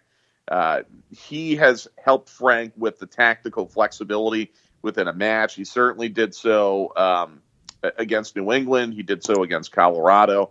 So, all those checkpoints have been in Nagbe's favor. And I think one thing that a lot of people have not talked about is, has Nagbe played himself into a Gold Cup conversation all of a sudden? We've talked about that with Miles Robinson after the match on Wednesday. And, I know Nagbe wasn't with Greg Berhalter in March during that international window. But the way that Nagbe has been playing in the league over the last month, and I know the way you play in your league is not the determinant as to whether or not you're going to make the U.S. men's national team and play in the Gold Cup, but it's got to be noticed. And the other thing that stands out to me when you think about Nagbe potentially going to the Gold Cup is, doesn't it feel to you like Nagbe even gets better from match to match? I'm not suggesting he got off to a slow start, but he was in and out of training camp. We know that. That's been acknowledged. It feels like every match that has been played as the season has gone on, Nagbe has even gotten better. And to me, you've got an ascendant player right now that I think could contribute to the U.S. men's national team in the Gold Cup. I don't know where he is on the list right now and if he's high enough where Greg Berhalter would think about making a selection there. But I think it's got to be talked about. I think Atlanta United's got a couple players. Guzan is certainly one. Miles Robinson is one. I think Atlanta United's got a couple players right now that need to at least be in the discussion in that room when they select that Gold Cup roster in a couple weeks. Well, one player who did not make a U.S. roster is Andrew Carlton. He was not picked for the U.S. U20 World Cup squad. Not a massive shock, although he was in contention, I think, pretty late in the running here. Maybe the biggest surprise, and league form, I believe, 100% affected this one, is Edwin Cerrillo from Dallas. Yeah. A player who's never appeared for the U.S. U20s before, kind of a late bloomer, earned a homegrown contract in February, and we saw him firsthand here in Atlanta. He was outstanding as a holding midfielder. He gets the call. Tim Weah is part of the U.S. U20 squad. He hasn't played much for Celtic lately, but there was actually some talk he might be on the Gold Cup roster. I think that lack of playing time puts him here. Ayo Akinola, who we just saw on Wednesday, he is part of the squad. He's got 9 goals in 12 matches for the U20s. He'll probably be in contention to start up top with Weah. Little surprised about Andrew in some ways, but he hasn't really broken through in 2019 like we hoped he would. No, you got to take advantage of the games when you get them, whether it be at USL or at MLS. And I'm surprised. I'm actually really surprised because I know how high Tab Ramos is on him, number one, and number two, how well he played for them in March. I think he scored a goal, right, against Japan. So I'll be honest. I'm more than a little surprised. I'm a lot surprised. Now, here's a really good opportunity for Carlton, his club. Because I don't think there's much doubt. Justin Merrim's acquisition helps with your depth a little bit among your attacking players, but Carlton is going to get minutes now, provided he stays healthy. Carlton's going to get minutes. You've got a lot of matches coming up, and then you've got Gold Cup, where you're not going to have Joseph, you're not going to have Barco, you're not going to have Tito, and I don't think you're going to have Pitti. I mean, by process of elimination, Carlton's going to play a ton in Gold Cup. And, you hope that you get a couple matches now in Gold Cup during that break where Carlton can show out. Carlton was Gold Cup last year, scored a screamer against Charlton, was a very reliable player. But you're right, Jason, he has got to take advantage of his opportunities to play. And it's unfair sometimes because I feel like when Carlton plays with the twos, he's expected to go out there and dominate and look like Pele. And the problem is you can only do so much as one of 11 parts in an engine. And maybe it's unfair to zero in so specifically on the way that Carl's played in USL to kind of come up with an overall picture of what he is as a player this year. I will say when he's gotten chances to play in MLS matches, I've been impressed with him. I thought he was really, really good in Columbus. Exactly the player that Frank needed at that time on an off pitch because he was able to play the ball through the air. So I feel more than fine about Carlton and where he is as a player right now. But I do think this is a very, very big missed opportunity for Tab Ramos. And unfortunately, I think it's a missed opportunity for Andrew because he could have gone to that tournament and really gained some confidence and really, really developed something positive playing with his peers at that level. A couple of other guys that might be getting those opportunities. We saw one last time out get a couple of minutes in Dion Pereira and got to see him, what it's like to see that speed when he was paired with Joseph, even though it ended up in a flag up situation, and then working defensively as well. And I think that you're looking at guys like Pereira and Gallagher and possibly a Gordon Wild and things like that. So you're going to have that opportunity for guys that we get to see with ATL UTD2 that have popped into 18s getting closer to having those opportunities as well during that Gold Cup run. Boy, and I really liked what I saw out of Pereira on Wednesday. Didn't you guys? Here's someone who brings an element of speed, but also a little bit of swagger. And I think we talked about this off the air after we signed off on Wednesday. Jared Smith came into the booth, and Pereira just strikes as a really, really confident player for a 19-year-old, doesn't he? And I'm sure a lot of that goes with the experience of being in the Premier League and playing with Watford and playing some Premier League matches.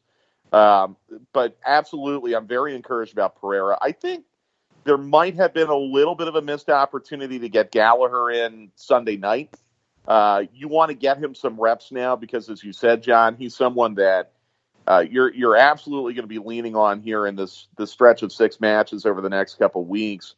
And I would assume you're going to be relying on him at Open Cup. I know you're limited in international spots, but I don't think Atlanta United has to worry too much right now about playing too many international players the way that things are looking for Copa America and the Gold Cup. So these are important moments now. If you find yourself in matches where you're up comfortably and you have the luxury in the final 10 or 15 minutes to introduce a player like Wild or Gallagher and get them some MLS minutes, I hope that opportunity comes about. I'm not sure if it will. I think you're looking at a tough match on Sunday, and then you're looking at 2 pretty tough matches next week. But if the opportunity presents itself, I'd like to see it. What are you most worried about when it comes to Orlando as we wrap up? Nani, obviously. Mueller's a guy, too. Mueller had a really, really good rookie year last year. He kind of stood out to me as someone that Atlanta United had some issues with. Orlando is much, much better. I think this is, in fact, the best version of Orlando we've seen in our 3 years of club existence. That could probably be debated. I know they were pretty hot going into the match last May. I think it was Mother's Day last year, wasn't it, when we were in Orlando? We had that awful Mother's Day dinner at that chain restaurant across from the hotel. Booted from the stadium. Yeah, right. Yes, that's right. This is the 1-year anniversary of our ejection from Orlando City Stadium. # never forget. So anyhow, Mueller was someone that I thought gave Atlanta United some problems last year. Orlando's good. I mean, they're not great. They're not an elite team right now in MLS, but I think they're certainly good enough to be a playoff team. They've got to find some more consistency. I do acknowledge they're struggling to score goals right now, but they're defending well and they're finding ways to get results. So, again, it's a rivalry match. To revisit the point we made at the beginning of the segment, it's a rivalry match. Atlanta United's going to have to be on their toes for 90 minutes. You have a very inexperienced referee, which I think is very interesting, because if this gets chippy and we get overtones of some angst in this rivalry match, it's going to be very, very important for Atlanta United to stay switched on, not argue about calls, not be dragged into physical confrontations, all the things that tend to happen when you're playing Orlando. It's going to be a lot of fun on Sunday. Yeah, one final update. Andrew Carlton is training with the first team this morning, according to Chris Vermeister of Pro Soccer USA. No surprise. I mean, I'm with you when it comes back to Carlton, Mike, on the fact that he has an opportunity now in front of him. He's probably Yeah. the most like-for-like replacement for Ezekiel Barco on Atlanta United's roster, and he's going to get the opportunity to play, and I think with the first team the rest of this month. Yeah, I agree. You have too many matches and too many absences. So the math works out great for Andrew. You just got to stay healthy. I guess he had an illness last week, and that may have affected his ability to get in the 18 against Kansas City and against he was set to play Toronto. for the twos last weekend, and he was set to probably play 90 or at least into the second half, and Stephen Glass held him out because of that illness. And there was still the potential, too, with a call-up at that point because Glass talked about it after the match. So he was held out, for a precautionary reason, didn't want to run him into the ground for either opportunity that's going to come up, either with the US U20s or with the first team. And now he should be fully recovered. Christopher Meister says he's training and looks upbeat. That's good. And the thing I admire about Andrew Jason is that he's a pro even at a young age. The mental adjustment that it takes to kind of be back and forth between USL and MLS, it doesn't seem to faze him. He always seems to be ready in the moment. So I hope he gets the opportunity. I hope he proves Tab Ramos wrong. I certainly respect the decision that Tab Ramos made. I think it's a mistake. I think Andrew has been more than a loyal soldier for the U.S. national team U20s. Played well for them in March. It is what it is. Hopefully he takes advantage of the games here in Atlanta now because we sure could use him. Definitely. And I think we might just see him on Sunday with Atlanta hosting Orlando. What's the broadcast plans for us on Sunday? Because this kickoff time's been moved around a little bit, I think. Yeah, it's unorthodox. So we are going to be on the air at 1:45 on Sunday on 92.9 The Game. I think we go on at 2 o'clock on Sirius XM and radio.com and the Atlanta United app. But on radio, we'll be on at 1:45. Atlanta's other favorite soccer duo of John Doc Sock Chuckery and Randy McMichael will have the pre-game show before Riggs that. and Murtaugh pregame. That's right. Live from the Gulch, too. You can actually go high five Chuckery and McMichael. Yes. Hopefully the weather will be okay. And then kickoff is 2:33 Eastern time. 2:33 Eastern time. So we'll have that and then a full 1 hour full-time report afterwards. And then after that, Jason and I get on the Big Bird with the rest of the team, and we're going to spend a lot of next week in Vancouver. Busy week. Whistler.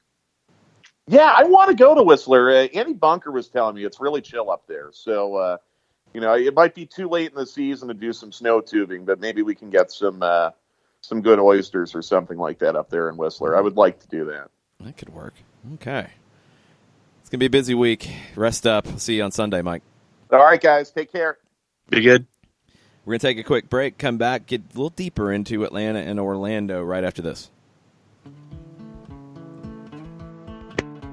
Today's show is presented by Appolinsky & Associates, personal injury lawyers with over 30 years of experience, supporters of Atlanta United, Faction, and Inter-Atlanta Youth Football Club. If you've been hurt in a wreck, contact Steve today at steve@aa-legal.com or call in 24/7 at 404-377-9191. The initial consultation is free. A ranger station. I'd like to report a bear hug. Okay. I put out my campfire and Smokey Bear hugged me. So you drowned the fire, you stirred it, drowned it again, and felt that it was cold? Uh-huh.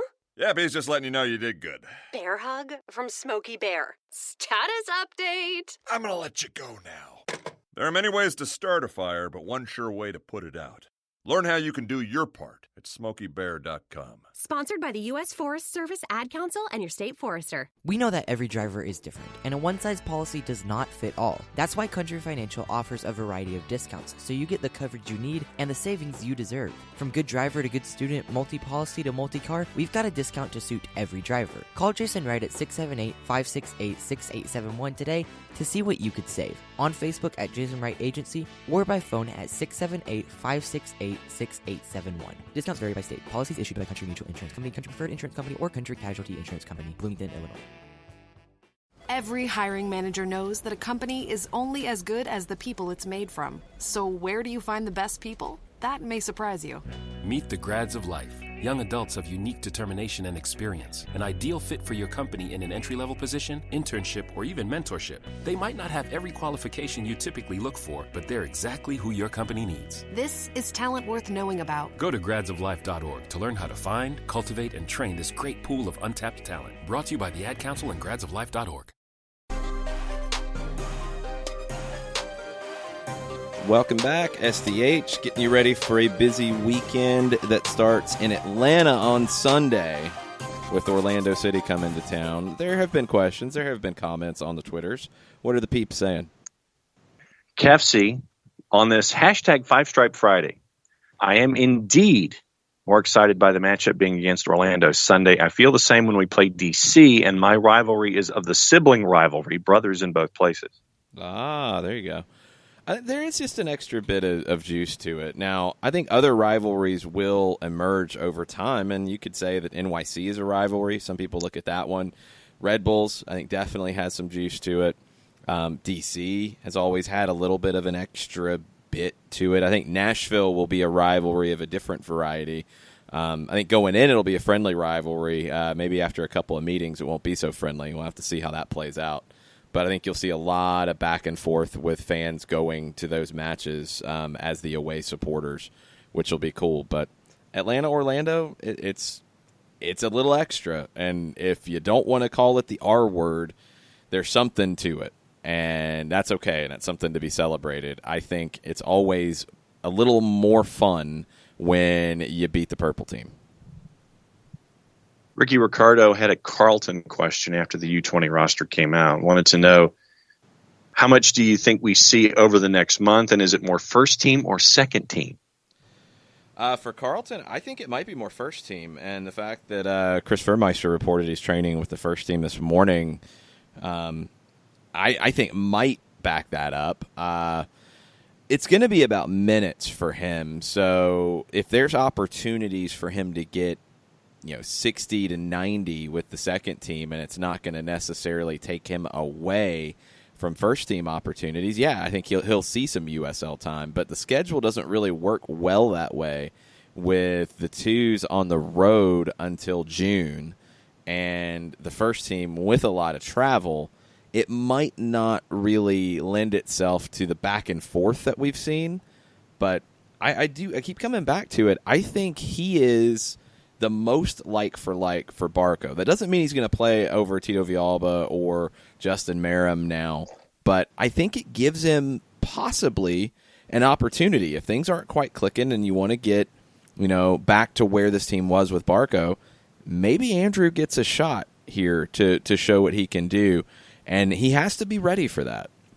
Sometimes not getting that call up, it's that thing that sparks something inside of you. And we know Andrew has the ability. It's just the consistency you're looking for and exploiting the opportunities. This is a big one with Barco away, and it's a big opportunity to get time with the first team if he earns it, and then he delivers when he gets that time. And here's a two-step on the R word, starting with hashtag in Frank We Trust, and it's at Starstress on the Twitters. Step one. Some of them seem to think talking about how we share a stadium, and this is, I guess, referencing the Purple fans. Yes. About how we share a stadium with the Falcons is an insult, when in reality it's the equivalent of a 5-year-old calling you a poo-poo head. Yeah, pretty much. It's kind of silly. The stadium works pretty well for Major League Soccer. It was built with Major League Soccer in mind. It's allowed Atlanta United to bring in a lot of revenue, and it has given them an opportunity to be a much bigger deal from day one in the market than if they had built a 20,000-seat stadium in the suburbs. So now Orlando City has a great venue. Love their stadium. It's a great place to see a game. It's a great place to call a game from. It's different. And I don't know what the vibe has been from the Orlando media versus when they were drawing more fans at the Citrus Bowl than what they draw at their own stadium. They did have to increase the size of their own stadium. I hope they have the opportunity to potentially increase it even more. But being in a big venue, if you can fill it and you can have the atmosphere that Atlanta United has, there are zero complaints about that. And soccer fans in the United States have to get off of that. Have to get off of, well, if it's in a big venue, then that's just it's not your venue. It's not good. Chicago Fire would disagree right now. Seattle Sounders would disagree. Look, there's no reason for it. The only thing that can even come up in this conversation right now, in my opinion, is the difference between grass and artificial turf. I think the turf that Atlanta United is doing and the level of upgrades they are doing to it, replacing it so often, it is as good as you can get. When Tata Martino says, no, we don't want grass over top of it, we're going to play on that turf with the Mexican national team, that tells you a lot. That should tell you a whole lot. In a perfect world, a perfect grass surface is great. A bad grass surface, give me the Benz any day. And don't forget, everybody, we got the Bailey Daily poll at JBailey86. Go ahead and vote, and we'll have the end of show results toward the end of the show, but it's up until I think it's got another 22 and a half or 23 hours. So JBailey86, and we'll get into predictions in just a little bit. Sherbs, off of what Star Stress said, at Star Stress, said it's not even that. A poo-poo head is at least bad. Sharing the stadium with the Falcons is the greatest thing ever. It wouldn't have been built without the Falcons. It's the best stadium in the world. We enjoy it all for much cheaper and without even noticing it's shared. It's a great place to see a game, and I think the fan base, the overwhelming majority of it, would agree with that. So if that's your argument and you're not in the market and you don't go to games there on a regular basis, if that's your argument, you're just wrong, because you're probably saying the same thing about Seattle, and you would be wrong in that case. And you'll probably say the same thing about Chicago at Soldier Field, and I hope you're wrong in that case, and we'll have to see. New England at Gillette Stadium, completely different situation. From a financial perspective, it's the right play because you're not paying rent. You're not paying rent like DC did at RFK, like other teams have had to pay at their venues. You're not doing that. So from a financial perspective, it's great. When they're actually a decent product on the field, it's not bad at all. They've drawn well. Have they drawn to the same levels of Seattle and Atlanta? No, they haven't. And that's something that needs to be addressed. If in that market it doesn't work, okay. In this market, it works. In Seattle, it works. I think it will work better in Chicago. And I think if Detroit gets an expansion team and they play it at a renovated Ford Field, it will work in that market. And I'm kind of bouncing around here because we're having more folks chime in, and some folks are giving predictions. So keep giving predictions and go to the Bailey Daily. Shiva, how many matches do we have that we could potentially have no PT, Tito, Joseph, Barcoat, Nagbe, and Brad? Makes these matches that much more important to get points. Not that many. There's this really freaked out concern about this. And look, the Copa America and the Gold Cup don't start until into June, where your break, and that's why there's a break in the schedule. June 1st is your last game before June 26th in league play. If these countries make it deep in the competitions, you could be missing them once league play resumes in late June. That is a concern. But there's no league games in the first part of any of the competitions. So Venezuela could get out of their group in the Copa America and move on. Joseph could miss a game or maybe two in league play in late June. That's possible.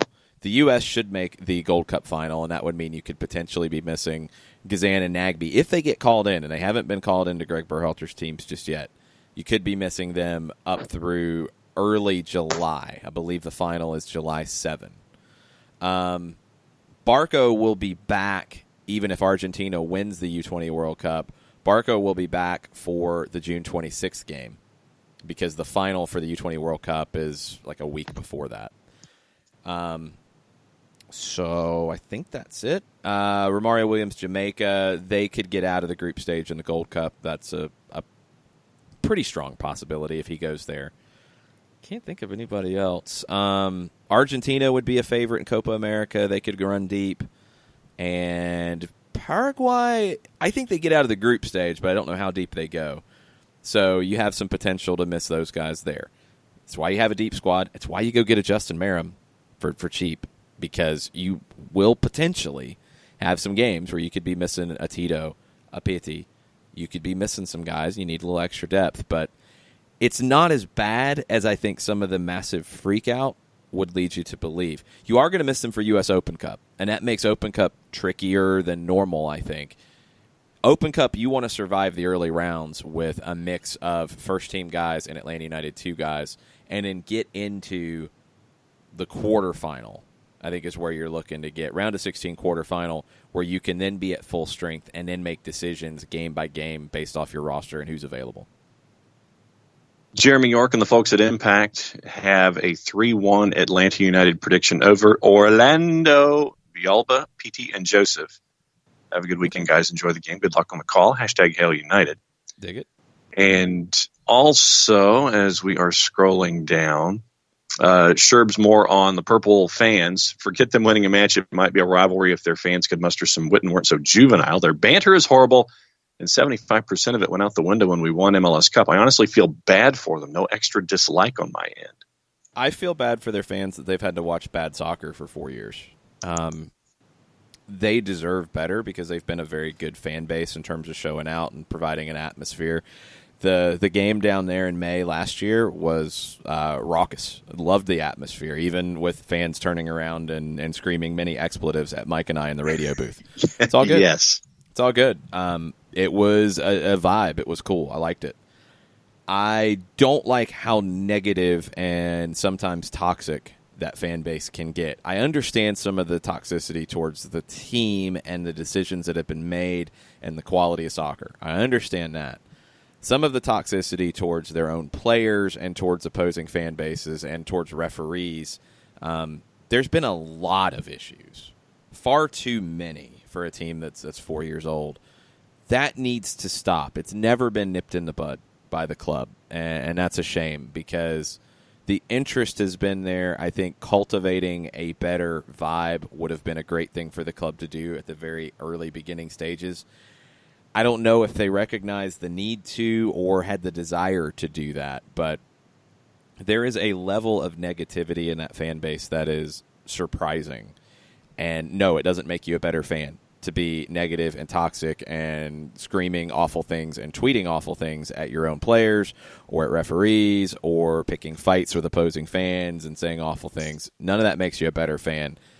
They can be a great fan base. They need a better product, and the club has to deliver that to them because you're seeing a bit of a drop-off. I mean, last year you saw lots of their very vocal fans on social media say that they were not renewing season tickets or not going to games because it was bad soccer. It's still not great.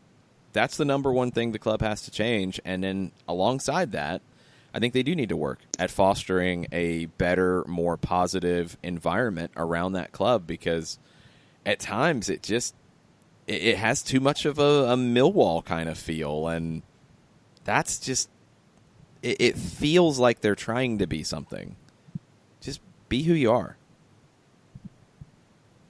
Ricky Ricardo with a prediction going 3-0 Atlanta. PT Joseph, in parenthesis, please let this happen. Miram in the last 10 minutes. Yeah, Justin Miram getting a goal would be wow. Just wow. And it would be another moment to add to the rivalry or some other word if you choose to substitute for rivalry. It would be a moment to remember in this series for sure. The Colonel, morning Colonel. What's up, Colonel? Says, I'm just going to say this so it has been said and we can make it go away. In the previous two matches, we beat sides we'd never beaten. Sunday, we play a side we'd never lost to. The symmetry is worrisome and to be overcome by quality. Hashtag unite and conquer. Oh, Colonel, don't be scared. Don't be scared. What I'm intrigued about with Orlando, some of the comments from Ori Rosell going into the Toronto match and then James O'Connor coming out of the Toronto match, there was a lot of talk about dealing with the heat. Rosell said that the heat in Orlando was a big surprise to him, and it's something that maybe plays into the fact that Orlando's only won 4 games in May in their history in 4 years. James O'Connor talked about how the team was dragging in the second half on Saturday against Toronto and said that maybe they went a little bit too hard in training leading up to it. It's early in your season. to be having these concerns. I don't July know. and August in Orlando? I don't know. I don't know what the deal is. It's not even that. I think that's overblown. What's the difference in temperature between Atlanta and Orlando? Really not much. Honestly, really not much. And I think Atlanta is more humid at points, especially in the summer, where like clockwork, you're going to get your thunderstorm at 5:30. Everything clears out after an hour, and then it's just. But they're not training then, and yes, you have a roof on the stadium, and yes, that helps. But I'm talking about the training. I'm talking about where O'Connor's worried about training, and the players are worried about training in the heat. Atlanta trains in the morning. Orlando trains in the morning. That's common. That's what you do. I've never heard Atlanta talk about it. Dion Pereira talked about it coming here, which is kind of funny because he hasn't seen anything yet. But I haven't seen it become an issue or feel like it was ever an issue for Atlanta, whereas with Orlando, you're already preemptively worried about it. I don't know if it's just you're not doing your sports science department, if you don't have a sports science department, if you're not monitoring the players well enough, if you're not managing the workload well enough. I don't know, but to have your manager come out after a game on May 4th and say, yeah, maybe I ran him into the ground a little bit too much during the week. Boy. I mean, dog, come on now. I don't know. That would have been a red flag to me. That's just kind of shocking that you're having those concerns at this point. I don't know. I don't know how they manage it because they go to Seattle midweek next week. That's a lot of travel to deal with. Are they going to come in and worry about lineup choices in this one before they go to Seattle and they get back home? It's a strange feel out of Orlando right now. I don't get a good sense of this team yet. I think Nani gives them a better leader. I don't know how good of a leader, especially after the attempted headbutts and diving and rolling around and slamming his hands into the ground after not getting a call. Dilophosaurus Rex. Basically reliving Will Johnson's massive freak out from the year before. Yes. I don't know if that is helping. I think Nani's a much better player than they've had since the first year, maybe the second year of Kaká. Third year, he was really struggling. But first year, definitely, Kaká was a force in the league. Nani is showing you a lot of that. Chris Mueller, better year two. He's still not seeing the field on a regular basis. Robin Janssen in center back is a big upgrade. That helps you. That gives you a little more stability defensively. But there's still a lot of questions. There's still a whole lot of questions about Orlando, and if you're already worried about fatigue at this point and you haven't played as many games as your Kansas Cities, your Atlantas, your Torontos, your teams that were in Red Bulls that were in the CONCACAF Champions League, you're already concerned about it. You might be overthinking it. And I think that's been an issue with Orlando from day one. It really seems like they get in their own heads about stuff. So we'll see how they come into Atlanta and the Benz on Sunday. We'll talk more about it in just a bit. We'll make our predictions after the break in the Bailey Daily poll and prediction special presented by Steve Apolinsky and Apolinsky & Associates. Hang out with us. We'll be right back.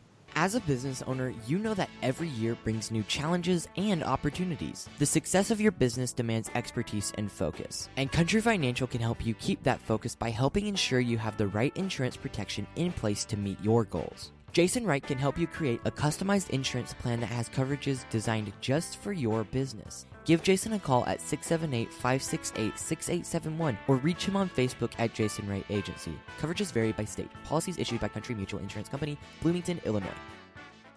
Got issues with youth or high school sports? Positive Coaching Alliance can help. PCA is a national nonprofit working to transform youth and high school sports so that every child has a positive character-building youth sports experience. PCA provides live and online workshops to train double goal coaches whose first goal is winning and whose second, more important goal is teaching life lessons through sports. PCA also has workshops for parents and high school student athletes. For more information, please visit positivecoach.org. If you've been hurt in a car wreck, contact my friend Steve Apolinsky of Apolinsky & Associates. He's been representing individuals for over 30 years throughout Georgia and Alabama. He Email him at steve@aa-legal.com or call him 24/7 at 404-377-9191. The initial consultation is free.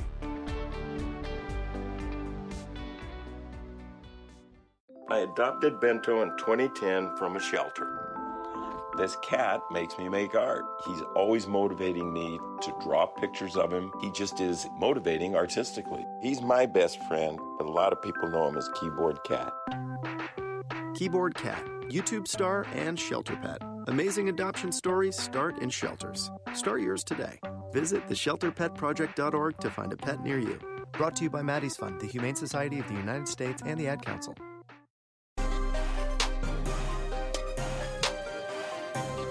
Welcome back. Soccer Down here, wrapping up on May 10th. Five Stripe Friday, weekend preview, all the things going on this weekend around soccer in the U.S. Busy MLS schedule as well. But we got to give you some predictions. We had Doug on earlier in the show. We can unseal the envelope and give you Doug's prediction right now. That still sounds like you're like blowing like something. Like it doesn't sound like an envelope. You're blowing the envelope open. That's a weird envelope. 3-1 Atlanta from Doug. That is his call.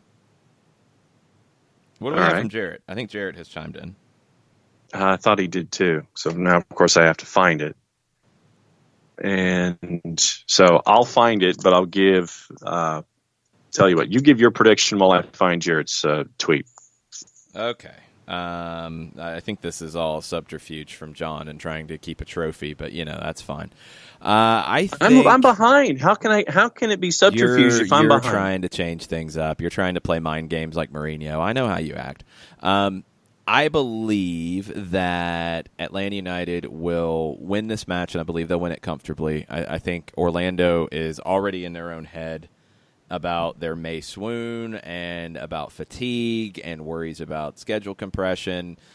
I just think they're in over their head a little bit when it comes to all this stuff. And Nani's a nice addition, and I think Nani will potentially find a goal on a set piece here. But I think Atlanta wins, and I'm going to actually back up Doug here. I think it's a 3-1. I think – actually, you know what? No. I disagree. I disagree with myself. Atlanta keeps the clean sheet streak going. It's 3-0. Self? Okay. Yes. I disagreed with myself. It's 3-0 Atlanta. Right. That's my score on the board. Okay. No goal for you, Nani. No goal for you. All right. So I found Jarrett. He says 3-0, defense stellar again, and PT gets at least one. Like every team on the wrong side of a rivalry, Orlando catches their rival at the worst possible time. And even Nick has gone in, and I don't know if this is a work or not. It's a work. But Nick's playing a game here. Nick says 2-1 Orlando. Nick's drunk. And it's way too early for Nick to be drunk. And so for me, it was going to be 3-1 as well, because I thought that Nani was going to get a goal. But I think that it's going to be Joseph. I think it's going to be PT, and I think it's going to be Miram.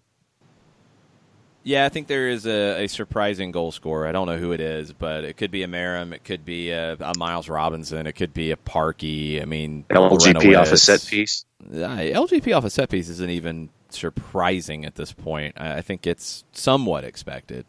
But yeah, I think Atlanta just controls it, and I don't know if Orlando can handle chasing a team that's playing keep away from you. I think they get frustrated. I think they, again, are in their own heads. And you start this match with Atlanta dominating possession and Orlando can't find the ball. I think they get frustrated, they chase, they get caught out of shape, and they give up some really bad goals. And Atlanta just continues to pour it on. I haven't seen that maturity out of Orlando yet that I think they need to handle this one. Yeah. So I think we're pretty much all in agreement that, except for Nick, that Atlanta's going to score 3, but just the number of Orlando goals, I think, is the one that's questioned. Yeah. So I think that's where we are. And Nick is totally playing games. Okay. Daniel Price says 3-0 Atlanta. A hat trick from Joseph himself. First one of the season. Same from Michael Valverde. 3-0. Thorough win. Enough said at Soccer Down Here. All right. Any other predictions we need to hit? Or I think we still have a few more tweets to hit as well. We still have a few more tweets. We don't have any predictions, but once again, everybody go to JBailey86 and vote on the Bailey Daily. According to an MLSsoccer.com article, James O'Connor says that belief will see them through. I mean, they have to have that, definitely. And what I wonder is, can they have that belief if they don't see the ball for the first 20 minutes? I don't think they do. I think that belief, it's the same thing that happened to them last May. I think that belief goes away quickly when things turn against them. I don't know if they're mentally strong enough to handle these types of situations right now. O'Connor, quote, the biggest thing for us is our belief doesn't waver in the players, whether somebody scores or doesn't score. For us, our belief is always there for the players, whether somebody scores in the game or misses a chance or doesn't score in the game. For us, our belief in the players doesn't fluctuate sort of by game. Our belief is there. We expect them to try really hard and to perform what we're asking them to do. Hashtag belief, I guess.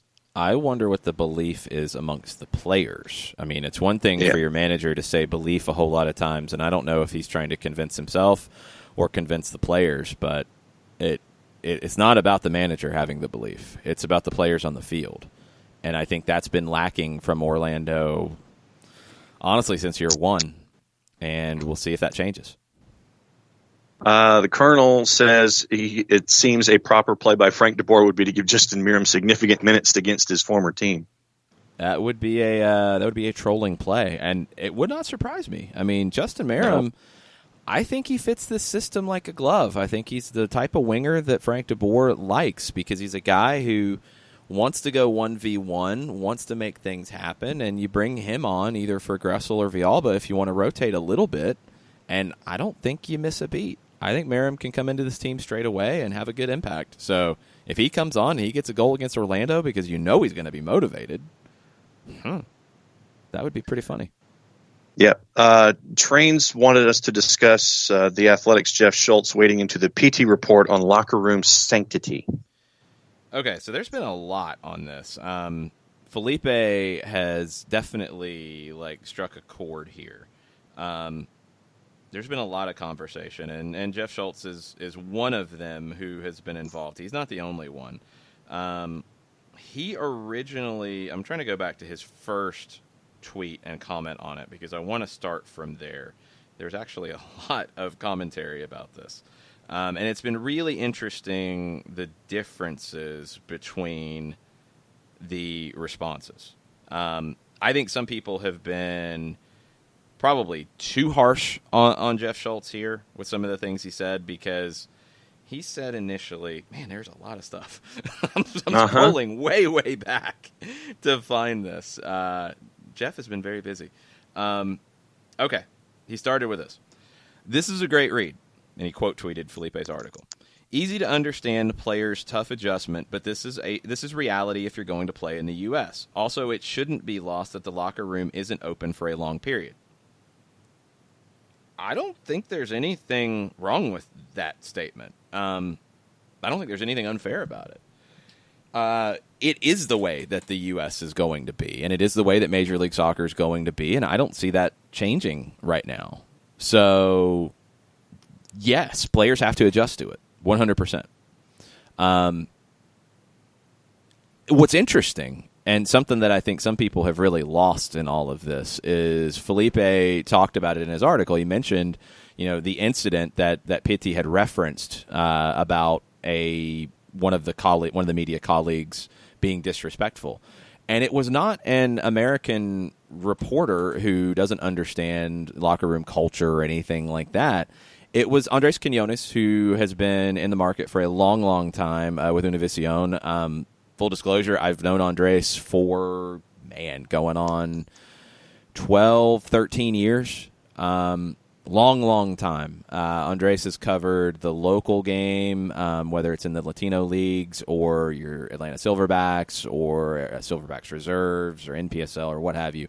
Andres has been a long time member of the media corps covering soccer in Atlanta, and you might not know him because it's all in Spanish language.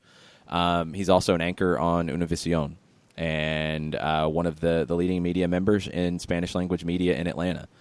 He's also a person in the scene who is not shy at all. And if he has the opportunity to be in the locker room, which he would not have if he was in his native Colombia or another league outside of the United States, he's going to take full advantage of the opportunity that he has. And for whatever reason, he approached Pitti in a way that Pitti didn't like. And Pitti mentioned it. It happens. Andres isn't going to back down and stop doing what he does because he shouldn't. He didn't do anything wrong according to the rules of it. And Pitti doesn't like it. And that's okay, too, because it is very different. It's completely different from what happens in other countries. There is an adjustment. There will always be an adjustment. Now, I think some of the back and forth is where maybe people had more of an issue with things that Jeff Schultz said. But his initial response, look, I didn't have a problem with it. It didn't even register to me, to be honest. There's a lot of sensitivity towards what Jeff Schultz has written about soccer. And he's written some good things about soccer. And he also left it out of a poll or a city thing about best things in the city. I don't remember, but that got people riled up, and I totally understand it. I think it is a new era for soccer in the United States, and I do think that Major League Soccer and soccer media in this country can be more cognizant of the way that it's done in other parts of the world and not sacrifice access. I don't think they're mutually exclusive. I don't think they're the same thing. I think you can probably ensure that you have the same access and also give players a longer cooling off period. I don't know what it is in other sports. I don't know if in the NFL, for example, how long the players have in the locker room before media can come in. I think it's 15 minutes 10. in MLS. Is it 10 or 15? It's 15 in Major League Soccer. I don't know what it is in the NFL. I think the Yeah, locker but room's a little different in soccer. And I think that's something that is a difference that people have to understand. And I don't know if baseball, basketball, football is the same way. I think it's a little more communal in those sports. In soccer, it is the place for the players, and it is their home. And even managers don't hang out in locker rooms on a regular basis. I specifically remember Pep Guardiola talking about never going in there. That was not his place. When he wanted to have his pregame conversation with the team as a whole, he would either do it at the hotel before they went to the stadium or in a video room at the Etihad. I think they have a separate room, a meeting room that they meet in. He doesn't go in the locker room. He does at times, and we saw that in the Amazon Prime great behind-the-scenes thing. But he's not giving his speeches in the locker room. He's giving the players their moments. When he's going in the locker room, the players know he's coming in. He doesn't just pop in. That's the way his mentality is. South America, that's probably pretty similar. Other countries, there's different mentalities. As the players mentioned, Frank de Boer, is in the locker room. That's the Dutch mentality. There's an adjustment to all of this across the board. But I think there should be more time for the players to cool off. And I think media members can also be respectful of players who do come from other cultures who are not used to the media being in their space. And it's a tough tightrope to walk. I get it.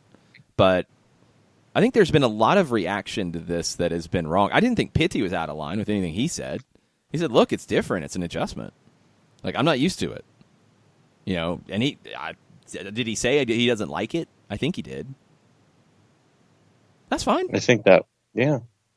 He didn't pitch a fit.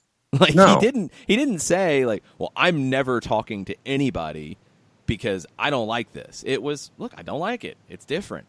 I'm not comfortable with it. That's valid. That's completely valid. I don't know. The overreaction from some of the media surprised me a little bit, and I think maybe they misread or misunderstood what Pitti was saying, and maybe they just don't know how it is in other countries and know that it is a difference. Like the whole thing about, well, he's in the U.S., so he has to get used to this. Yes, he does. Absolutely. Like, yes, it's not going to change right now. That's true.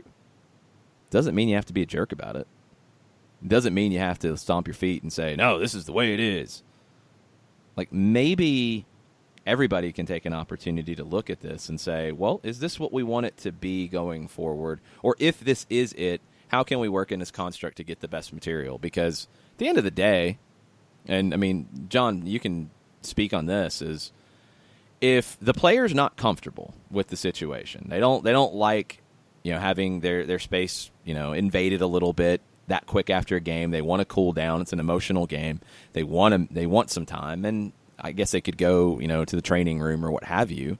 But if they want that time, if you're a media member, are you going to get good content from that player if they're uncomfortable? Probably not. No. And for me, in the 400 years that I've gone into locker rooms and talked to athletes, you learn to gauge on a roster, A, who's comfortable talking, B, who's not comfortable talking, C, who you can get good sound from regardless of whatever impact that particular player may have had in a game.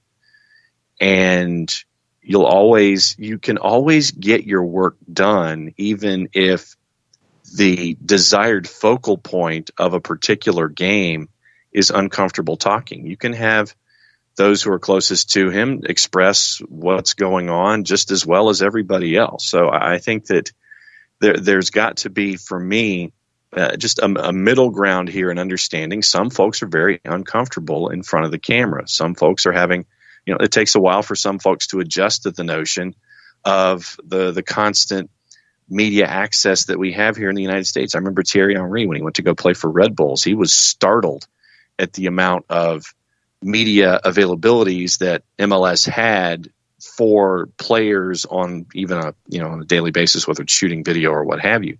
But you can do your job, and you can do your job fairly well if just over time you gauge the locker room. If you learn the locker room, then everything should be cool.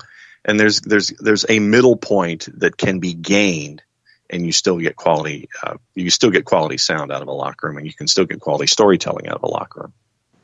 Yeah, I mean, I think if it's obvious a player's uncomfortable or wants more time or needs more time, you're not doing yourself as a member of the media any favors by forcing the issue, because you're probably not going to get good content that day, and you're probably going to struggle to get good content any other day. It's just not necessary. If that's your thing, then that's your thing, and if it's not, it's not. But the rules of it, I think people have gotten way out of what this originally was about. If it's an adjustment for Pitti. It's something he needs to get more comfortable with because it's not going away. He might or he might not. But it's also something that I think media members need to understand and realize that, hey, we're probably not going to get great stuff after a game if he doesn't want to talk to us. And there's that too. So it's neither side is holding all of the cards here. Neither side is making all of the decisions. And I think this discussion just went into a million different places. And I didn't really think that it was going to do that. But, we'll see what happens. I think there's a bigger question, and you've seen that from other MLS markets, where the way that the rules are implemented in locker room to locker room are not always the same. And that's something that is not good. There are some clubs that don't let people into the locker room. There are some that follow the league rules and do. The inconsistency is not good, and that's something that needs to be addressed at the league level.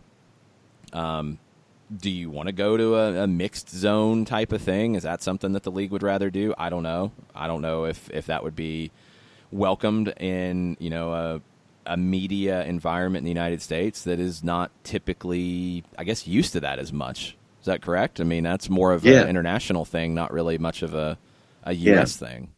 And there are teams, and the more successful the team in the past, the more that they have learned to game the system. I'll give you an example. The Lakers in their heyday, what they would do when they would have morning shoot-around is they would have the availability of, say, Kobe Bryant and Phil Jackson simultaneously on the court. And it would be for the same amount of time. It's like, okay, guys, you have 10 minutes. And then what the Lakers media relations staff would do is have Phil Jackson at one side of the scorer's table and, say, Kobe at the other side of the scorer's table. So basically you had to pick your poison, or you had to have multiple cameras and you had to do your job on the hop. So there are teams that learned, okay, we can still do this and still control our access for players who we know that they want to talk to and get, what we have to do by the letter of the law done. So there have been teams that have kind of worked their way with the rules and, forced local media to sit there and figure out how they want to tackle things. And ultimately, they all find some form of common ground so everybody can get what they want out of the situation. Because the team doesn't want no coverage, and the players don't want no coverage, but the reporters also don't want to upset the players and the team because then they don't get as good of a coverage. So, it's a balancing act. It always will be. Mm-hmm. Jeff tweeted again. He quote tweeted the Athletic article again and said, "Here's Felipe's story again," which, again, as was in my original tweet, I understand comments from Latin players who are struggling with the way things are done in MLS, parentheses, and U.S., but league/practices aren't going to change for them, nor should they. That part, I don't know if that's necessarily the approach. I think you could look at, and not just because of Pitti, because he's not the only one. I think maybe you could have some adaptations to the practices and to the rules and to the regulations. The media need to do their job, obviously, and the players want to be comfortable, obviously. Okay. Is it a longer cooling off period? Is it longer than 15 minutes? Would that be the end of the world? Probably not. Would there be other ways to give access if reporters need something quicker? I mean, maybe, like you said, kind of a modified mixed zone type of thing that is available first, and then the players get to get into the locker room and cool off, and then you get to go in. I don't know. I don't know. It's not my world, so I don't know what the best way to do it is. But I think both sides to say, well, I don't like this, so it needs to completely change. Both sides are probably, or it doesn't need to change at all. I think both sides are probably a little unfair in that. Could we find a better middle ground? Probably so.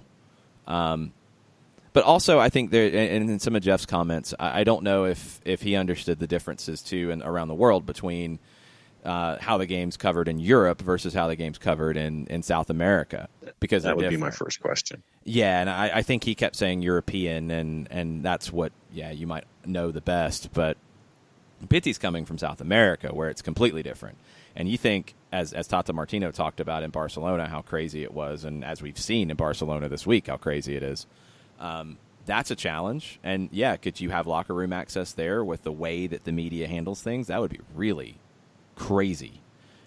In South America, it would be even crazier on a regular basis, and it wouldn't take a catastrophic loss in the Champions League for that to be the case. It would be a regular Tuesday. So it's also a need for American media to understand that there is a different feeling towards the media in South America than there is in Europe than there is in the United States. So, look, this is soccer in the United States. This is where you're bringing a melting pot of people who have been involved in the game in different ways around the world, and they all have different things that they're used to and different practices, and this is a new gumbo that's being created. And the more that people can open their eyes and open their ears and open their minds and not say, well, it's my way or the highway, the better off all of it will come out. But there are a ton of different cultural differences. And there's differences between European players and South American players and Central American players and American players. They are all very different. International players are not all the same. So that's another thing that needs to be added into the conversation.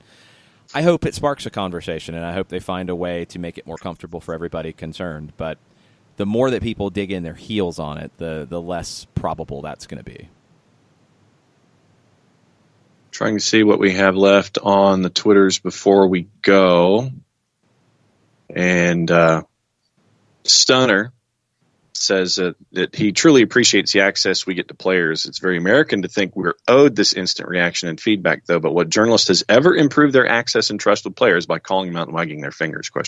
No, I agree with that completely. And I think there's also a thing here about the way the game is talked about. And this goes back to that article that we referenced on Soccer Over There about the way the game's talked about in England versus Italy, for example. The way the game's talked about in the United States and the way I think sports are talked about is different than the way soccer's talked about in other countries. The access is not the prime driver, I think, for coverage in other countries. Like, having that quote is not the driver for talking about soccer in other countries that it is here. You know, you're going to have a philosophical article about the way the team played or the way the team managed their lead or the way that the manager is adjusting and stuff like that. You're going to have that far more commonly about the game in other countries. And you could say that it's like that because they don't have the same level of access. Maybe. But it is the case, so they don't need the same level of access with the way that they talk about it all the time. It's not right or wrong. It's just different. And I think there are ways to cover a team without having, regular quotes on a daily basis or being in the locker room after the game. You can talk about the game without having a quote. And that's also viable. So it's just the way that everybody approaches it. It's different. It's different in every country. I mean, it's different even among European countries. It's different among South American countries. And these are all things that make it complicated. AA 5 Stripes at A5 Stripes on the Twitter. Scary part for the league is this: Atlanta United's finding their game without PT turning on yet. I can't wait. ! Disagree. Pitty's on. Stop thinking that it has to be a goal or an assist or 5 goals and 5 assists for Pitty to be on. He's on. Like, these last 2 games, he's on. He's played very, very well. The game against Toronto, I thought he was outstanding. Almost 100 touches. Great passing percentage. He created chances. He put one off the bar. He forced a great save. Free kicks were good. Set-piece delivery was good. Passing in the run of play was very good. He had a sequence give and go with Nagbe picking the ball up about 30 yards from his own goal, and they got out of trouble and advanced into the attacking half. It's all good. The goal or the assist doesn't define if Pitty's on or not. I think he's on. I think he's playing very well, and I think he's only going to get better as he starts to feel that confidence flow. Let's see. NPSL here in the Southeast starts this weekend. No, we had games last NPSL weekend. has. Oh, we did? In the Southeast? Yes. Oh, well, then it's Atlanta week 2. SC went to Inter Nashville and lost 4-1. The Revolution down in Henry County at Henry County High School, they lost to Greenville FC 2-1. Those are the 2 that I know off the top of my head. USL League 2 will be getting started, too, with Peachtree City MOBA. I don't know their schedule off the top of my head, but they'll be playing. WPSL with MOBA as well will be kicking off. All of your summer leagues are underway, getting underway, and it's very hectic in the world right now of soccer in the United States. One other thing, Swickster wanted us to mention that the Atlanta Foxes, the Atlanta supporters for Leicester City at LCFC Atlanta, on Championship Sunday means that it's their charity event where they combine with the Citizens, the Manchester City supporters, the West Ham supporters, Manchester United supporters, and they're having a benefit for the Cancer and Blood Disorders Center at Children's Healthcare of Atlanta at Brew House on Sunday. That's awesome. I love to see that type of collaboration. You haven't always seen that among the different, whether they're English or German or what have you, different supporters groups around the city. Very cool and a great cause. So go check that out at the Brew House for Championship, the final day of the Premier League. It's a good time to be partnered up with the Citizens, that's for sure. Yes, no doubt. Let's see. The Colonel says finally able to rewatch Monday, Wednesday matches. PT is getting there. Not sure he's close, but if he's there and this is all he was robbed, in my opinion, we ain't seen nothing yet. His best is yet to come. His latter is greater than his former. Oh, his better will be better, but he's there. I think being at the best you can possibly be is not being there to me. Being good, and he's good. He's good. All is good with Pity Martinez right now. Now, can he hit another level? Yeah, absolutely. Can you sustain the top level for a whole season? No, you can't. And he hasn't found it yet. but he's good. There are no problems with Pity Martinez right now. What was that level that he was? What was that level you were just talking about? I don't know, top level, whatever. Top. I don't know what the pinnacle. I don't know. He's very, very good. I was wanting you to re-emphasize your emphasis there. The top. I didn't. I was flowing. I didn't even know what I was saying. Let's see. Atlanta United 2 is in Bethlehem to take on in Chester to take on the Bethlehem Steel this weekend. First of 3 on the road for the Deuces this weekend. That's a Sunday game, correct? Yep. And also we've got Greenville Triumph Weekly coming out at noon Eastern, and they are heading to Lansing to take on the Ignite in League One. Charleston Battery Weekly, they're getting ready for a big matchup against St. Louis FC this weekend. So that's a big match in the top 5 in the Eastern Conference as well. Connor Antley, if I'm not mistaken, Connor Antley was League One's Player of the Month. So congrats to Connor Antley for his activity and everything that he did in the first month of the season. And John Milleracey was voted, I think, Coach of the Month in League One. All of the things. USL League 1 and soccer. 10. Yes. USL League 1 and 10 will be on the network this afternoon, as will NWSL and 10, Charleston Battery Weekly, Greenville Triumph Weekly, and a new edition of Roots Up, looking at the U.S. Open Cup. That'll be all hitting the network at various times today. Oh. Thanks, everybody. What we got more? Yeah, well, Tormenta's hosting Toronto FC on Sunday, and Neil Blackman will be our guest for Women's Soccer Weekly, and that'll be out later today as well. Yes, and that'll be a good one. Neil will provide a legal perspective on the U.S. Women's National Team lawsuit with the U.S. Soccer Federation. The Fed has responded to it, and the response rankled a few, and Neil Blackman will give his thoughts on that. He will also be in France covering the Women's World Cup this summer for a few different outlets, so looking forward to that. Neil's one of the really good soccer personalities to follow on Twitter, even if he's a Florida Gator. Yeah, really. Tormenta 2 is playing MOBA on Saturday, by the way. There we go. All right. Thanks, everybody, for listening. Thanks, everybody, for chiming in all week. We appreciate it. We will have a tailgate show of some variety Sunday morning, because it will be morning. Brunch. Yeah, it's going to be early over at the Gulch with our friends, The Faction, and all that's presented to you by Steve Apolinsky and Apolinsky and Associates, likely around 10:30. That's the possible time, but somewhere in that ballpark in the morning. You can check it out on Twitter at Soccer Down Here. But we'll be back with you then. We'll be back for an Overreaction Monday on Monday, looking at Atlanta and Orlando. It's going to be a fun one. Big crowd at the Benz this weekend. Talk to y'all then. Mucha plata, y'all. Mucha plata.